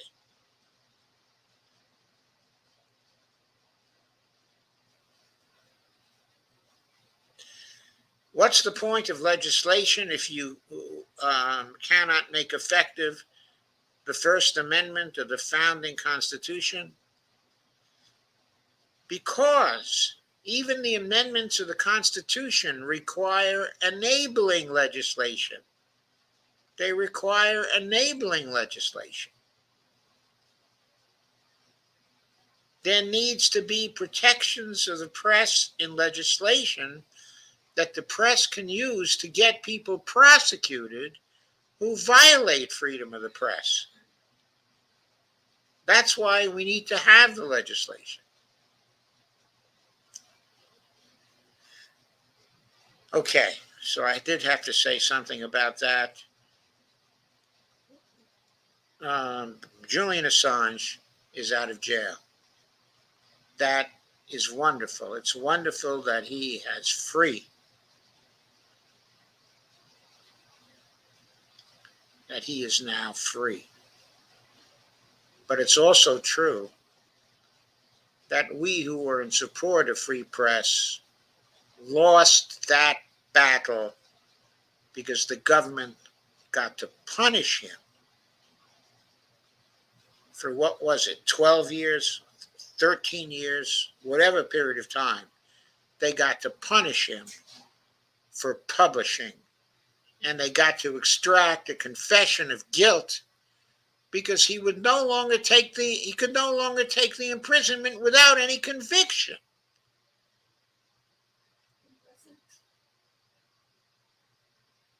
I mean, this was a travesty. And with all the political pressure we put on for this, what was it really? It was political pressure from the elites. Because freedom of the press doesn't have a mass constituency. It always had just an elite constituency. Most of the public hates the press because they think the press distorts everything, which the mainstream press does. So people don't favor freedom of the press. They don't care about it. Only a small minority cares about it. So what do we have to make sure of? We have to make sure that there is a new Congress that will be subject to our pressure, that will be so concerned about the voters rejecting them in the next election because they can no longer manipulate the voters with money, so that our pressure on them can be effective to protect the press, to restore real freedom of the press, okay, in this country. We need a totally new Congress, a totally new House, a totally new Senate as soon as we can get them. And we need them to be overwhelmingly in favor of laws that will support our democracy. That's what we need, and the only way we're going to get that is through the Dump the Corruption campaign. Everyone listening to this or watching it must join me in the Dump the Corruption campaign. I don't care if I head up that campaign. I am very willing to cede my leadership of that campaign to someone else who's a younger and more able leadership, more able leader, okay, than I am. It's not about who leads the campaign. It's about whether there will be a successful Dump the Corruption campaign. So please join me in collaboration to make that kind of campaign a success, so that the next time people such as Jamal Bowman won't be defeated by the big money as he was tonight. We could predict he was going to be defeated. We could see what was happening when there was a rally in his district with Bernie Sanders, okay, in AOC, and a very small crowd only showed up for it. We knew he was done then. Why was he already done then? Because the flow of big money had already had its effect in the campaign. The smears and the lies took hold, and he didn't have enough money to fight them. We know that. But he should have won just on the basis of the fact that they were spending big money against him. He should have won just because it would have been anti-democracy for him to have lost. We need to be driving that point home to people, that this is about saving our democracy by dumping people who owe to the big money, because the big money is supporting them. George Latimer was just a creature to the big money. He is and was a nothing. He never should have won that campaign. Jamal Bowman is 10 times the man he is. Anyway, I will get to some more of your comments here.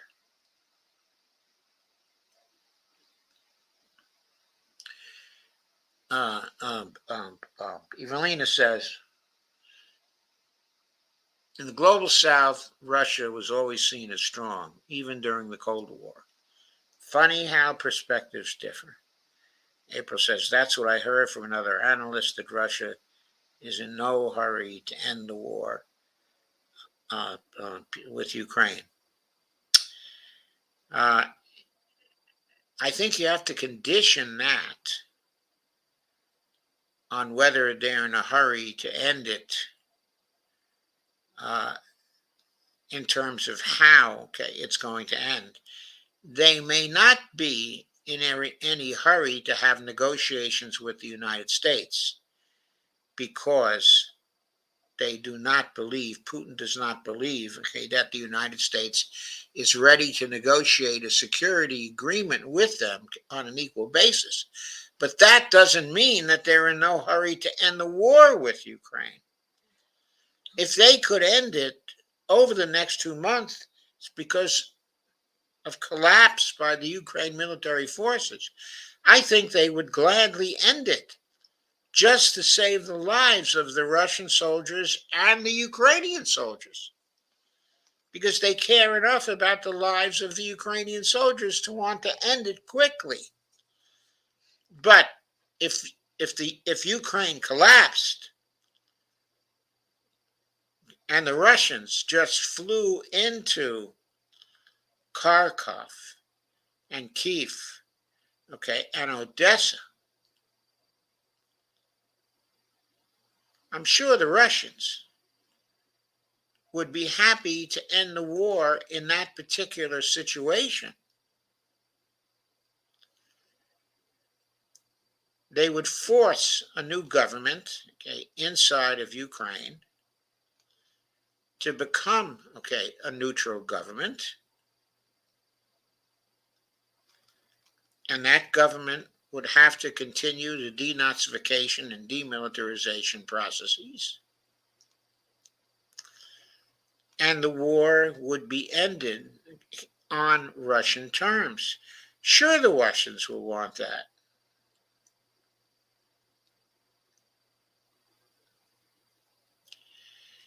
And then they would leave, the negotiation of the security framework to a later time, when the West was willing to consider Russia, as an equal.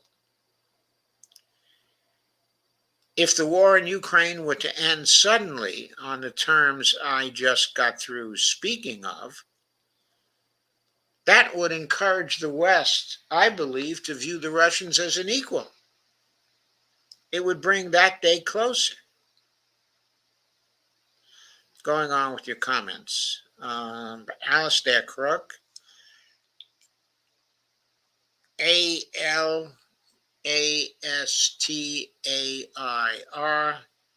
and Crooke has an E on the end of it. Is that the new Joe Warlock guy? No, it's not. It's the former UK diplomat guy. He's an old man by this time. I don't know his exact age. He's certainly in his 70s, somewhere, but he's still brilliant.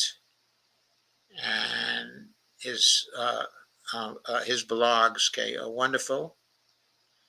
And his appearances on the Judge Napolitano show are also wonderful. Generally speaking, he is the first person on the Judge Napolitano show on Monday mornings, if you're looking for him. Usually the judge starts at 8 o'clock, and he's the first guest that he has, okay, every Monday morning. And he reviews what's happened, okay, over the past week. And he always does so in a very personal way with a great deal, okay, of originality and inside information that he has from his contacts, okay, in various countries. He's now based, okay, in Italy, where he's enjoying the sunny climes, okay, of Italy. And he appears to be very well ensconced there. I suppose his pension from the UK government is substantial enough, but to make him comfortable there. And he's evidently a longtime friend, okay, of the judges. Did anybody hear about the terrorist attack in Dagestan, which is part of Russia, where 19 or more people died? Yes, I have heard of that. Okay.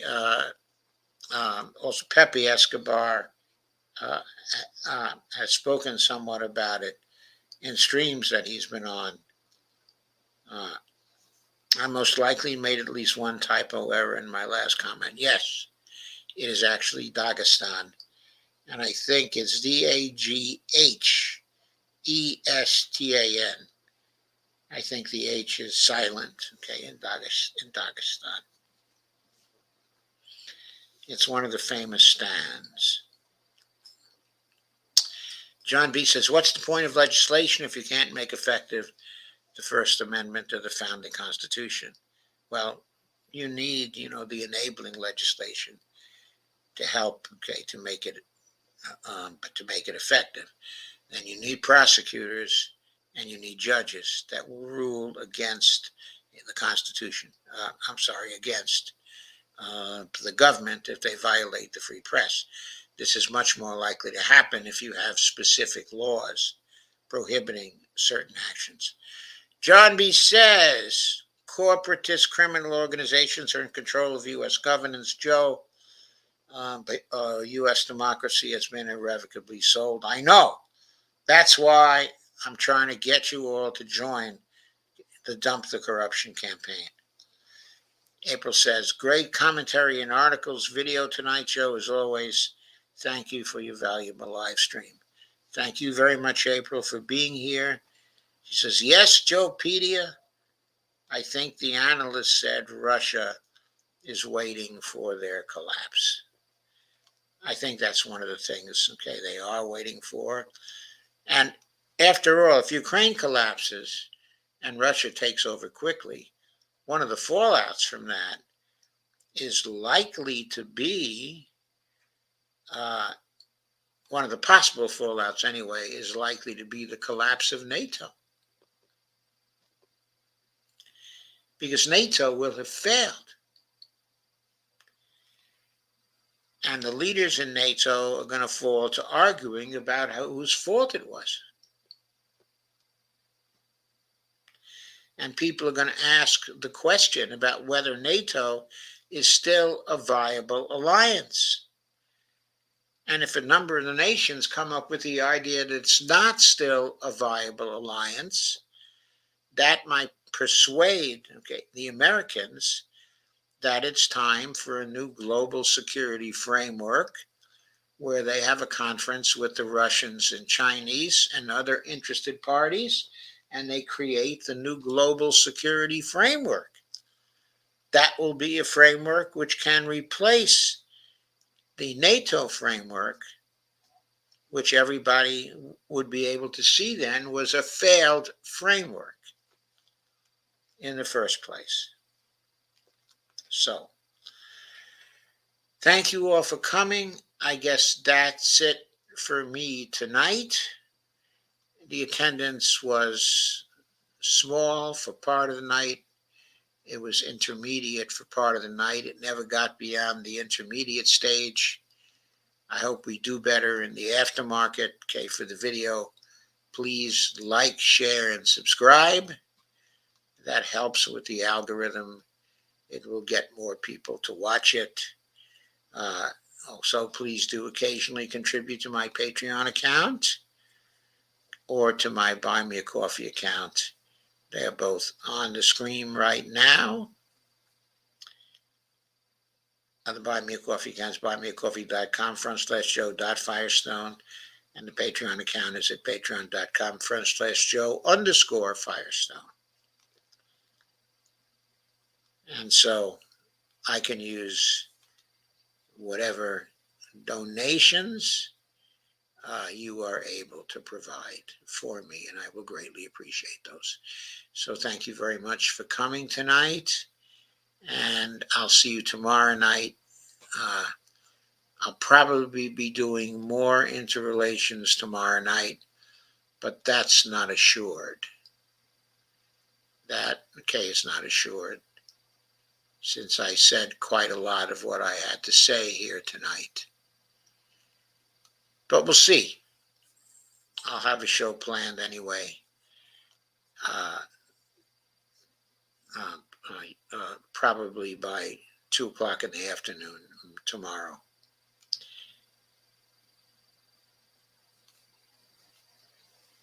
So there we go. Good night, everyone.